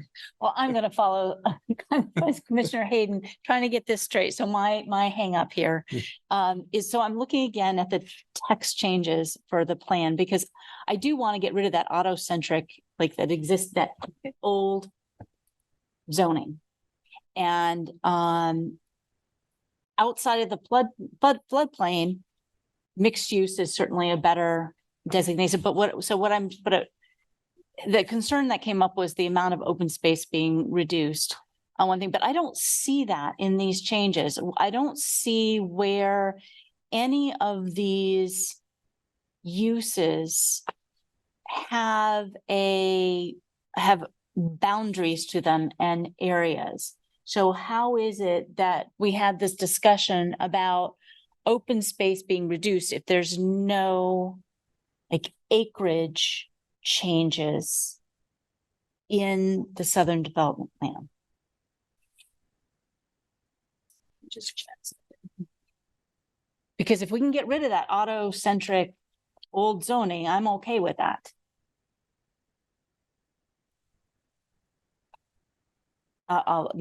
Outside of my floodplain concerns, which will come later, and just putting in mixed use, I have no problem with that. And I actually have a question. Is one of the maps updated and we're not seeing it on the red line version? Is that where I'm missing something? Because I also didn't see it in the text. Okay. So there is nowhere in this plan that specified acreages dedicated to specific uses. It does not get down to the parcel level of land use. There is earlier in the document a summary of the different zoning districts by acreage. We did not do an attempt to update that full table. That would be something that we would update in a full plan. This document, this whole plan, is very short compared to most of our other plan documents for area plans. So it's very, very high level in terms of what it's trying to talk about. It's not trying to give you an expressed boundary or acreage with those land uses. It's intended to be very broad in terms of where does that boundary fall for the mixed use? Where does that boundary fall for, you're going to default back to the code to make sure that those lots are meeting area dimensional standards in Article 6, and those kinds of components. So why did the conversation end up at, we would be reducing the open space? If there's no dimensional standards, how does that? Why would we? Again, this is very high level. The plan that was approved followed the regulatory flood boundary as it is mapped today. What this work is attempting to do, and apparently not doing as well as I thought, is trying to be more expansive about the land uses within this project. So we know the Wakarusa River. We know its boundary. We know its floodway. We expect that there is not going to be development within that physical boundary. What we did not try to do was map it exactly, but broadly. So by the same way, trying to be a little bit more intentional about what a development expectation is within the plan. Yes, it does have the effect. If you read the plan literally the way it's written today, the expectation is there's much less developable area. Now, what should that boundary be? I couldn't tell you, other than to say, if I followed the plan literally, I would not be building anything in the regulatory floodplain, even though the land development code allows me to. Okay. Can you do me a favor? Yeah. Can you point out, that's the current plan. Can you point out where to me in your revised proposed plan that change occurs? That's what I'm missing. I'm missing textually, where is that? Textually, where I'm missing that. I'm not seeing. It's not, look at it. It's not, the plan was not structured that way. So the text, the literal text is not there. It never existed that way, other than those broad statements in the plan. So I'm going back to. Did a map change? Yes. Okay. Yes, a map did change, and you should have. Okay, I'm just trying to find the red line, the current and the red line of the change that talks about this, and I'm not finding them. Okay. For just the plan purpose, not the plat and the zoning, and there's a lot of colored maps. Yes. And the colors are very subtle in there. So okay. Is it the yellow? Like that's what the yellow one that goes pops back and forth. 3.2. 3.2. I'm not sure what 3.2. That is what the one I have 3.1 or 3-1. Commissioners, if I can help out a little bit, I have the aid of a computer right in front of my face as opposed to those that are in the room. If you refer to the CPA agenda item report, it's page 27 of 105, and that is the what is currently in the plan. It is going to be sideways on your screen. I realize that. But that is the current map 3-1 in the revised Southern Development Plan. And if you give me a minute, I can reference the proposed. Amy, I might be able to get something on screen here. Okay. Just give one. Yeah, I don't either. Second. And I was going to give you the proposed too, Jeff. And the proposed is on page 54. Is the commission may have to forgive my about to be very clumsy attempt at this. So if this may not quite look. The one I have that's sideways is page 30, but I don't know. And there's no, and then 30 and then 50.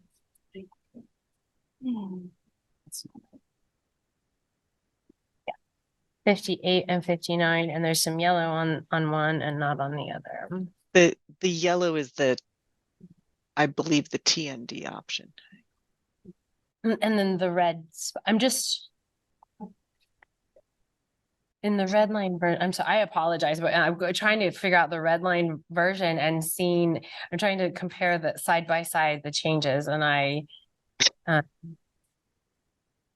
think those track changes are not coming across very well on that, but it's map 3-1. And so the all yellow option with the slash marks, that's map 3-2. So it's the page right before that. Yeah, I got 3-1. it, guys. So 3-1 on page 22 on this, and they're all called revised. I think it's this. This The is entire plan is called the Revised Southern Development Plan. Right, but I mean, then when I go to the red line, I'm okay. Perfect, Jeff. Yes. Okay. So that's the original. Okay, great. If the commission will forgive the clumsiness of this, the map that you see on the left is the currently adopted map 3.1 in the plan, which I apologize, I just realized that's not readable really well. The one on the right is the proposed revisions to map 3.1. So left is current, right is proposed. Thank you. This is what I've been trying to get on the same screen for hours. Thank you. And so this plan actually has a compounding thing. It actually has a second future land use map because it was done at a time where the smart code was also being done. So it envisions map 3.2, which, bear with me,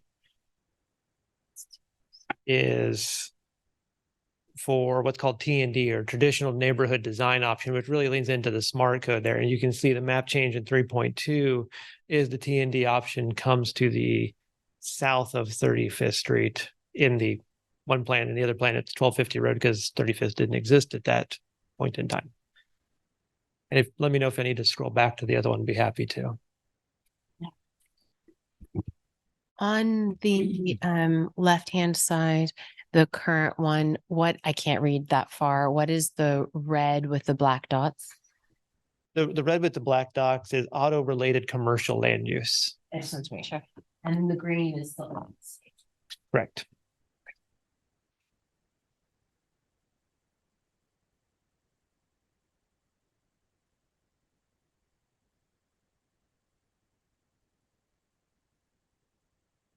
Thank you. I can now see what Sandy's been saying. Sorry. No, it's good. I knew there had to be it somewhere and I just couldn't.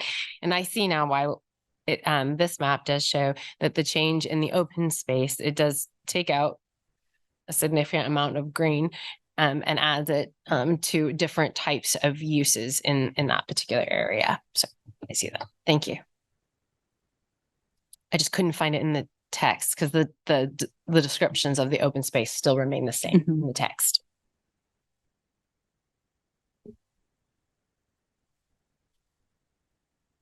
That was my question. Yeah. Okay. Other questions? Areas of discussion? Why don't we try to get a sense for where we are? Pedro, do you want to? Well, on the first topic, I really don't have much to add. I'm not really an expert when it comes to floodplains and floodways and whatnot. I basically wanted to hear what the city had in mind, what experts wanted to present, and what the other commissioners wanted to add. Because of the process that it has to go through and the steps that still the developer has to take, I have no problem supporting these changes. When it comes to the development for the plat and we'll come back to the plat. Yeah, okay. we'll come back to the plat as a separate item. Yeah, fair enough. Then I'll stop right there. All right. Yeah, I mean, we're a land use body, and from a land use perspective, I think this is a good use of the land. So I support it. Commissioner Rexroad, I appreciate your earlier comments focusing on the criteria 1 through 7. In reviewing the staff report, I agree that on the narrow question before us with respect to this high level planning document, that this is an appropriate set of changes. I'm inclined to support it. Okay, thank you. I've given my feedback. I've looked through the criteria. My sense is that on 1 through 3, there's compelling differences, compelling opportunities, compelling things that are out in front of us on 4 in terms of infrastructure. The idea that we've made investments in water treatment, wastewater treatment, that it was designed, placed, located as a part of the intention that this area develop and grow. On 5, absolutely respect the concerns about how fill and floodplain can change its nature. I play that in my mind with the protections around the Wakarusa River that are promised in this. The support that this project has from Baker Wetlands, the things that can be done to improve that. I balance those things against then the needs of the community. I just feel like, for me, I understand and respect that. That's how I feel comfortable saying I want to support this project, support the amendment, not to the project yet, support the amendment and allow for something to happen out there. Just give it a chance. For me, I don't want to just say ditto, but for what's been said previously, the last 3 minutes by the gentleman on my right. Okay. The amendment, I do support it. Do I have concerns of the project? Sure. I think we've all got concerns about the project. And as Pedro said, we're going to hit those steps along the way. We're going to talk about every one of those. There's no doubt in my mind. In reference to the fill to raise from a floodplain, I know had that not happened, granted the farm doesn't exist anymore because of the tornado that wiped it out, but the farm my wife grew up on is in the Kaw Valley, halfway between the Wakarusa and the Kaw, and my father-in-law and his brother were the last 2 to ride their tractors down the railroad tracks to Eudora, the worst night in 51, when they both met right there at that house and the water got up to the 2nd story of the house. That house got torn down. They did build up and built a new house, and the floor of that basement that's still there that I hope to somehow rebuild on it someday is higher than what the bottom of the 2nd story was of that house. So the fill was used there effectively, and I'm going to defer to the experts on that. But again, I support this. Okay. Sure. Fill is very effective. I just don't think it's smart planning to put the fill in the floodplain. I mean, just given our concerns, we're faced with it. All the stories in the news, we've seen some severe flooding events with climate change, and that's not going away. It's not going to get any better. And one of the ways we can do that is make sure when we develop that we don't fill in floodplains. We need to give our waterways more space. I have no problem with changing this auto-centric zoning and for mixed use if it weren't for the fact that it reduces what is designated as open space. Gives the opportunity for it, yeah. So that, if we were just changing that developable area as it stands now, but in order to make it developable, you have to fill. And I just can't. Criteria number 5, I don't think that's compatible land use with the floodplain, right? Is to put fill in there. Thank you. Jane, anything you want to add? Well, the only thing I would add is that I think we have such an incredible jewel in downtown Lawrence. And if we lose it, we can never regain it. I think this new development is a beautifully planned development. I just don't think it's right for us at this time. I think it is very similar to 6th and Wakarusa and 6th and the bypass, in that it's a very standard cookie cutter kind of approach.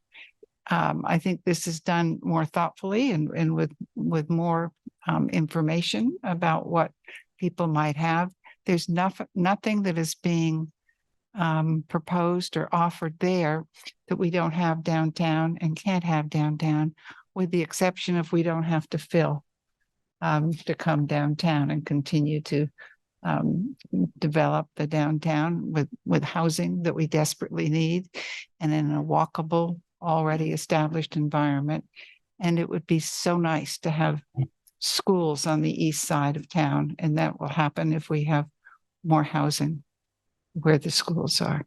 So I can't support this. I'm sorry I can't support it. But I think in the interests of all of the city of Lawrence and of Douglas County, we need to do everything we can to protect and enhance downtown. Thank you. Thank you. Chelsea? First, I'd like to thank everyone for bearing with me today. I was a bit of a bear. I apologize. But eventually I was able to see it all. So I think for me, just the idea of looking at the plan amendment, I struggle with it in a couple of things. With number 5, I do think that I struggle, as Commissioner Ashworth has said, with number 5. And I also just kind of struggle with, because we are taking away so much open space. We have the outstanding floodplain issues that I really feel like I'd rather have resolved, or at least closer to resolved, as we're thinking about making this kind of an amendment for the plan. So I think that for me, that's kind of an issue. And then we're also looking at cutting out quite a bit of open space. And we have many people in the community and community organizations dedicated to open space. And so it's maybe a tier 2. And I realized that they had an opportunity to provide comment and may not have provided comment, but I don't really I'm not really comfortable amending a plan through this process when we're dealing with cutting out the open space, and there are other experts who might not be at the table to talk about this amendment, specifically as it's relating to 5 and to kind of maybe even 7 and what we want as a community. So I'm inclined to not be supportive of changing the plan, and also I think there are just the township and other entities that might that I would appreciate hearing from if we were changing their community's plan or their sector's plan. I think the project sounds great, and I'm excited about the mixed use. I'm excited about getting rid of the auto zoning. So I think all that's great, but I do think where we build matters. And so it's important when we have to look at all of the community value sets when we're thinking about where to build. So just because the amendment goes beyond this project, I struggle with it. Okay, thank you. Thanks, Chelsea. Charlie, any thoughts you want to add? I guess I am probably as torn as much on this as anything that we have faced. I'm going to vote no. I like the project. I think we, and I'll say it a little, I think we owe it to the Wakarusa River to be careful, to take care of her,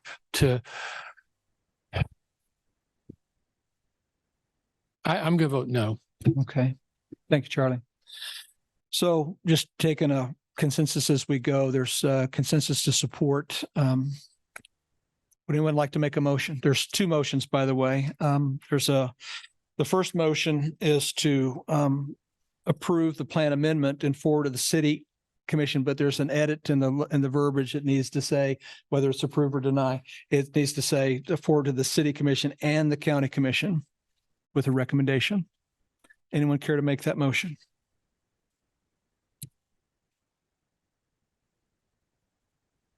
I can make that first.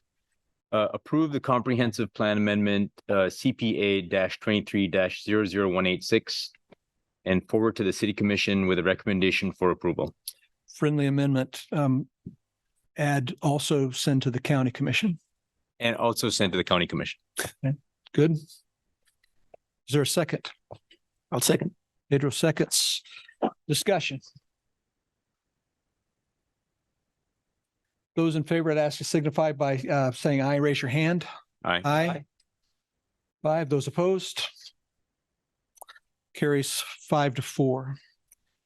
The second motion that's needed is to approve and authorize the signing of this resolution. Do you have that language? Do you want, you want to make that? I'm going to read it. Okay.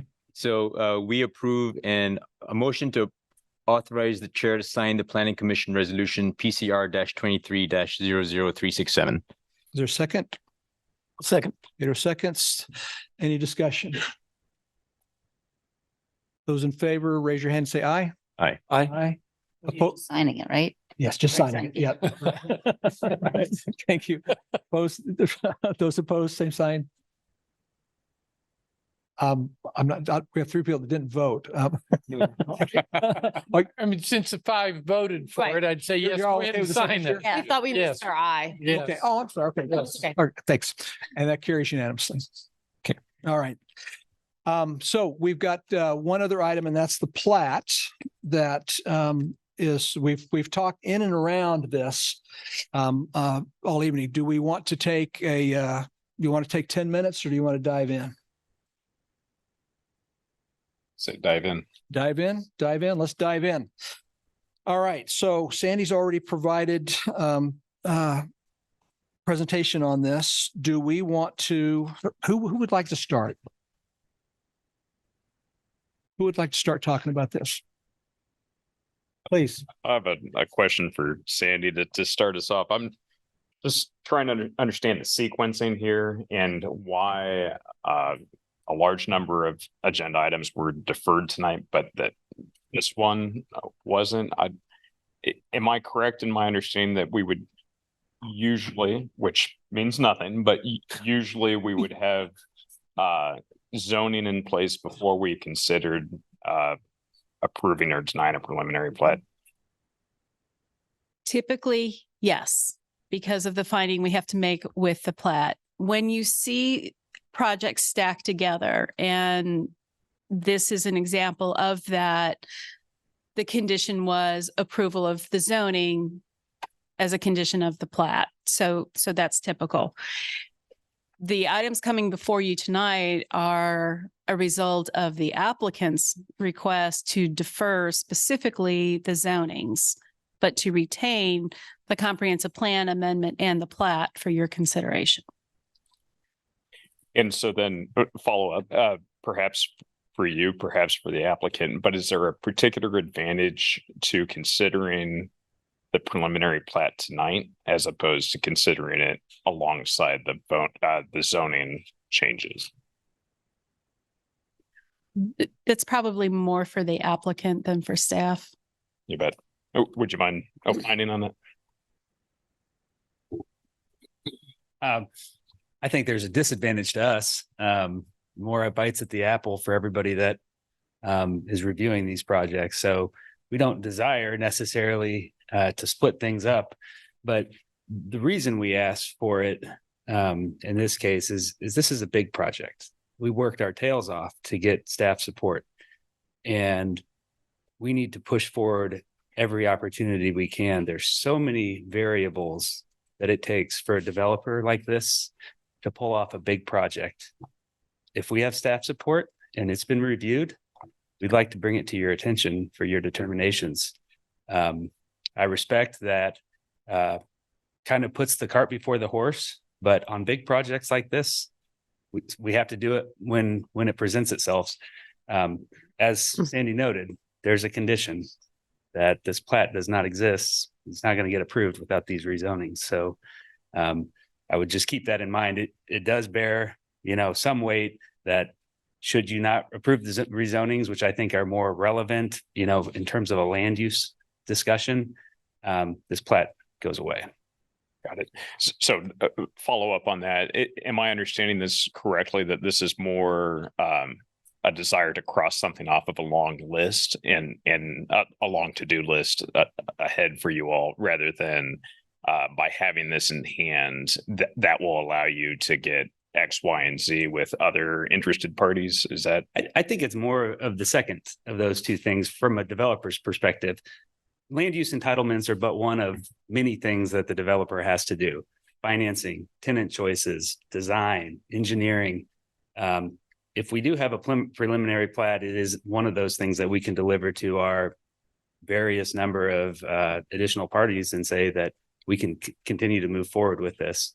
So it does give us a great advantage in terms of the development. But it is one of those things that's on the list. We ought to get it done. Got it. Could I share a thought on that? Yeah. In my mind, it can almost become a recursive situation. It will oftentimes see a request to rezone, and we see that as typically one area, one zoning classification. And but because we've got so much going on inside this plat, the plat provides a framework then that once we have the zoning conversations, once all the other work is done, it gives us that place to go. And because it's conditioned on all of the zoning approvals, it gives that frame that we can have the conversation. And absent that, when we get into the zoning conversations, we're going to go back and forth. We'll never get there. Right. And if something changes inside that sufficient that the plat becomes null, then it comes back again. So it's protected in that way too. That's the way I've thought about it. I appreciate that. I have a question. Didn't it used to be before? I thought I heard someone reference that often people would file for a plat before a zoning change. Is that correct or not? But I feel like when we had some zoning and some questions that come in front of us when I first started, people were like, well, where's the plat? I don't see the plat. And people indicated that they kind of started to reverse that because the plats are so expensive to go through that process. Is that, do I misunderstand that? It's not completely unusual to have a plat come before a zoning. My experience has been usually, more often than not, the zoning has to be considered before the plat, the order of operations. There have been applications where the zoning has come forward without the plat, and that is what has been challenging for commissions because they want to see the picture. They want to see it graphically represented. What is the development? So the plat helps to inform that. Yeah, I guess I just remember a lot of those kind of conversations, so I'm not as worried about the order. Right. And it does become one of those questions. Plats can be expensive. There's a lot of upfront engineering that's going on in the background that you don't see, that it's hard to commit to that if we don't even know if we can get the land use approved. Answer those questions. Other questions, comments?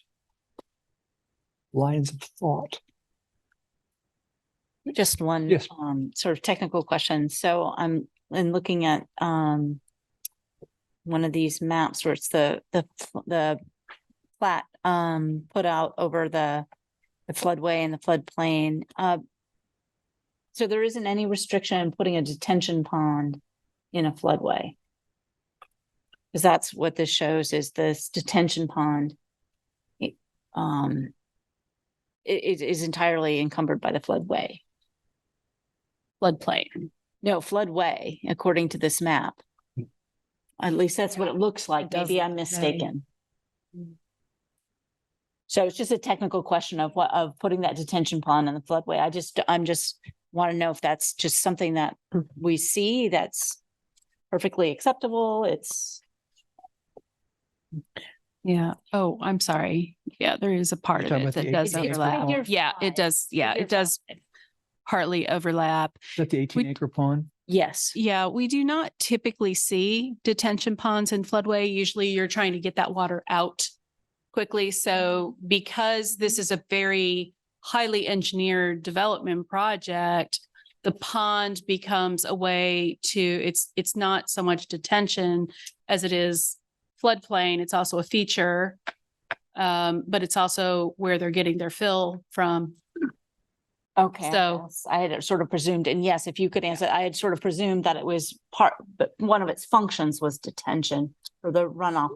None of its function Okay. is detention. Okay. It's a hole. We're borrowing dirt. It's a feature. It's going to be full of water. It's going to look great, but it is not detention at all. So that feature then is allowable in the floodway. Okay. And that's part of the floodplain permit. Okay. That's part of the Right. state review. That's part of all of those other reviews that are still in process. Okay. Thank you. And the reason I was concerned is because it was the floodway, not the floodplain, which I understand that development is allowed, but usually not in the floodplain. So I was concerned about that particular feature. Sorry, thank you. And Commissioner Ashworth, that is part of the local floodplain development permit, and that is under review. Okay, thank you.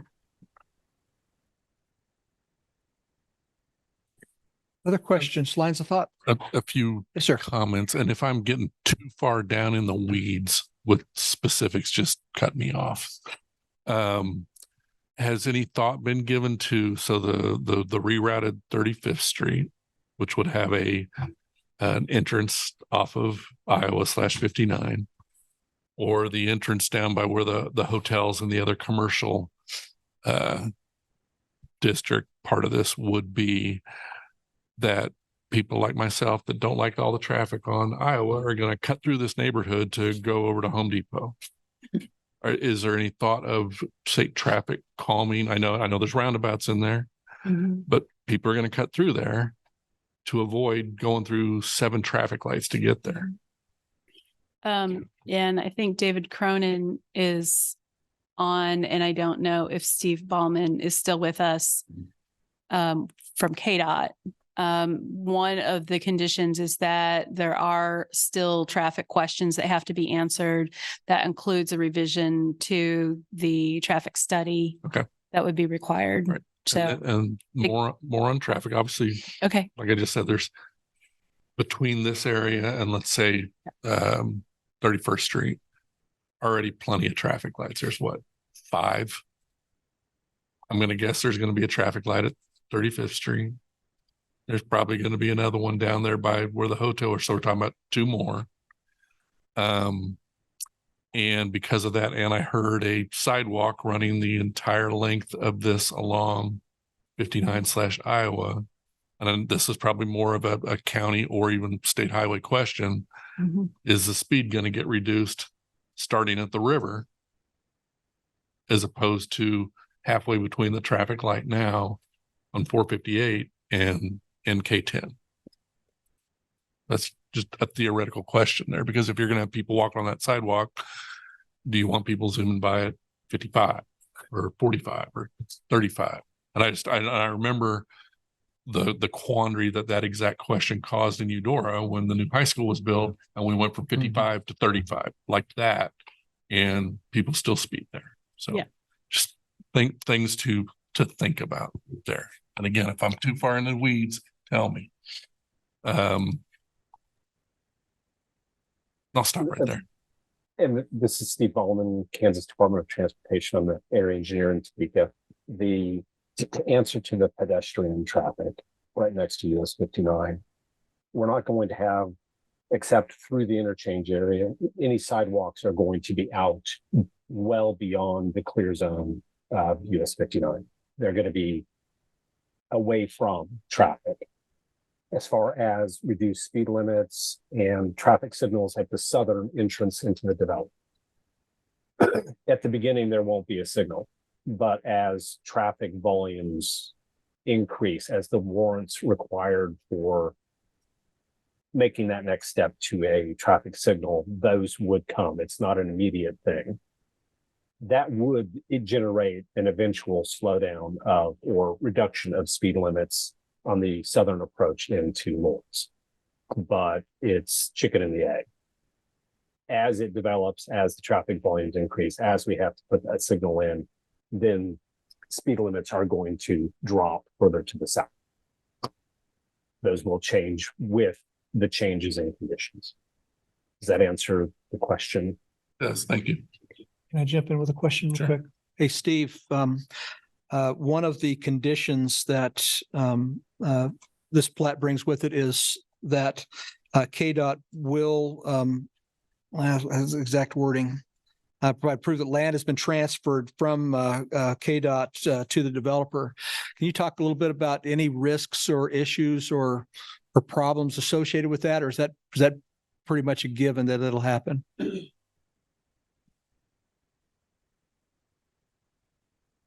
You're on mute, Steve. I apologize. There are no absolutes. The the project right of way for the revisions to K-10 are freeing up, creating land at that ramp from US 59 to eastbound K-10. With us changing to a folded diamond to create the additional space we need for storage and turning traffic and all that, and also tying into what could eventually develop there on new 35th Street, it frees up the land. It's been our intention and our process for years and years that if there is land that we have no further use for, we do consider disposal of that land to adjacent landowners or the underlying fee title owner of the original land if it was taken by easement. And we are in those discussions with the developer over a staged turn back of that, what is currently 35th Street and some of where that ramp is up to where our drainage features are located, turning that back to the adjacent or underlying fee title. So is there a risk in it? There's always some risk in there that there's some underlying fly in the wing. But I see nothing that is going to prevent us from eventually disposing of that excess, what is in the future going to be excess land. This is a common procedure, a common thing. It happens other locations as those opportunities arise, because we're not interested in holding onto land that we have no future use for transportation purposes. Gotcha. Steve, thank you.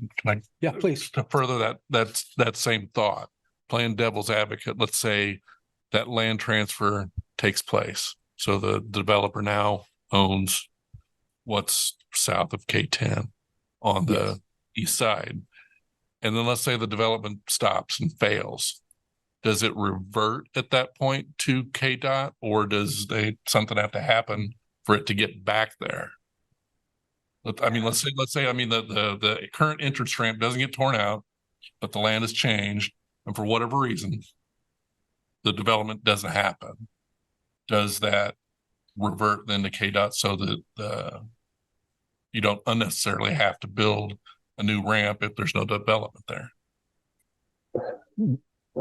What may be a little bit of a misconception on as the reasons why we're doing the folded diamond, and it almost, now I think it's in some of the presentation material, the underlying reason for doing it, the thought of it was initiated over this previous version of development that we thought could happen. But once H&G, our consultant, really got to reviewing the traffic patterns and the capacity needs for turning movements off of 59 onto K-10, we found out we had to change this interchange anyway. So this was going to change regardless of what's happening to the southeast. We had to go to a different version of this interchange, and that ramp that's currently in use was eventually going to have to be replaced with a folded diamond, or we had other versions that we reviewed, but this turned out to be the best option of all the options we had. Does that answer the question? I didn't answer the underlying use of land.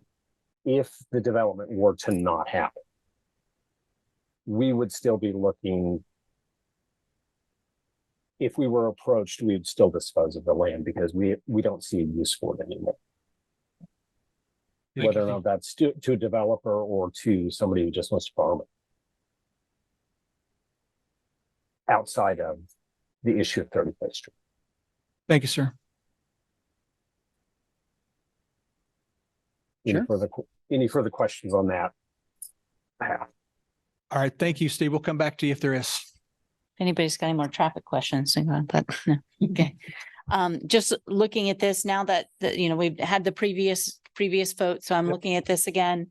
Given that recommendation for approval that happened previously, so looking at this again, when this project does go through and all those rezonings do come up for consideration.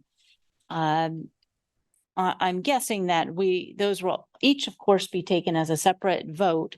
So we're looking, so there are potential that pieces of this could be approved and other pieces not. So I guess I'd ask someone from the development team about their priorities here in this development. Because it strikes me that there's certainly a lot more buildable space out of the floodplain in the northern half of this. And that one piece there with the RS10 and the commercial along Highway 59 is the one that's completely in the floodplain. So I'm just wondering if you have any thoughts about having some of this approved and some not. What would your priorities be? If you can, I'm sure that might be just too simple-minded a question in terms of this whole complicated project and how much effort has gone into it. Phil Struble, Landplan Engineering. I'm just going to say that given the amount of time and the way this plan is structured, we can't parcel out pieces of it, okay, for a lot of reasons. One, the housing is really, really important, especially for Lawrence. Both the RS10 lots, the 5 and the 7, those are market segments that there are zero people looking to build in that today. I mean, that will be a standalone market. So that's important from the community. From the developer standpoint, probably, and I'm going out on a limb here, but the valuable ground is the commercial and on that piece that's wholly in the floodplain are 2 hotel sites. And we already have a lot of interest in hotels. And they love that location. And it's a great location, a hotel backing up to the river. Get up, you can walk along the trails. I mean, once I get started in it, I just can't parcel them out. I can't prioritize them at all. I mean, we're looking at this whole project as one project, not pieces. Unfortunately, the zoning request will be making it 10 times or whatever it is, 7 times. Right. We're ready to do that's why I asked, is because we will have to go through this piece by piece. Yeah, and some might be approved and some might not. We're fully aware of that. Yeah. Okay, thank you. Thanks, Sharon. Other questions? Comments?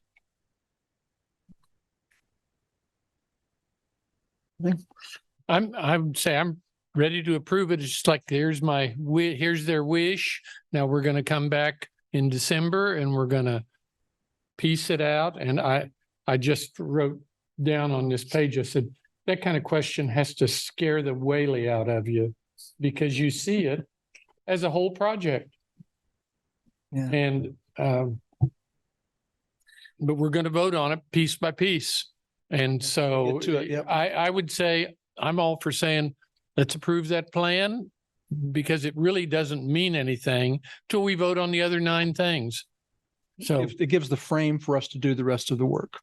That's the way I think about it. Okay. For me, it's it provides that working space to get into the detail of it. And that with something this complex, I need something like that to help give it context. And then there's so many conditions throughout this, it's mitigated any risk.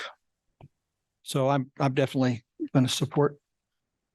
Any other comments before anyone want to make a motion? I'll make one. Right.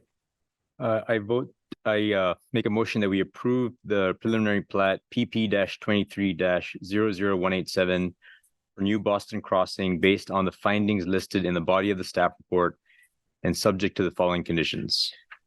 We say conditions list or read them out. Well, conditions in the staff report. Conditions in the staff report. Good. Is there a second? Mr. Thomas, any discussion?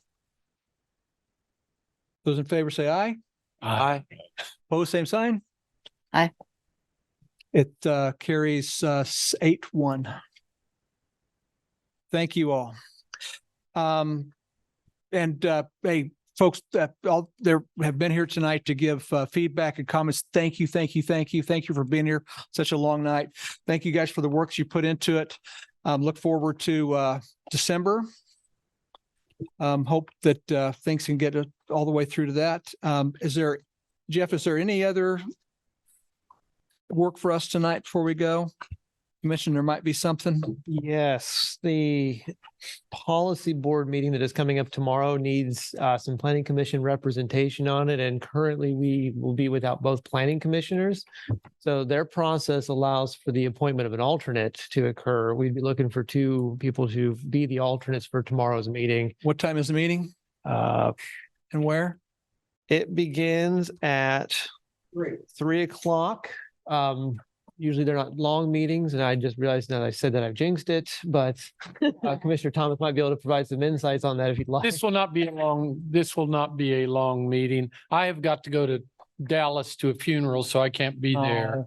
And I'm not sure why David is not going to be there.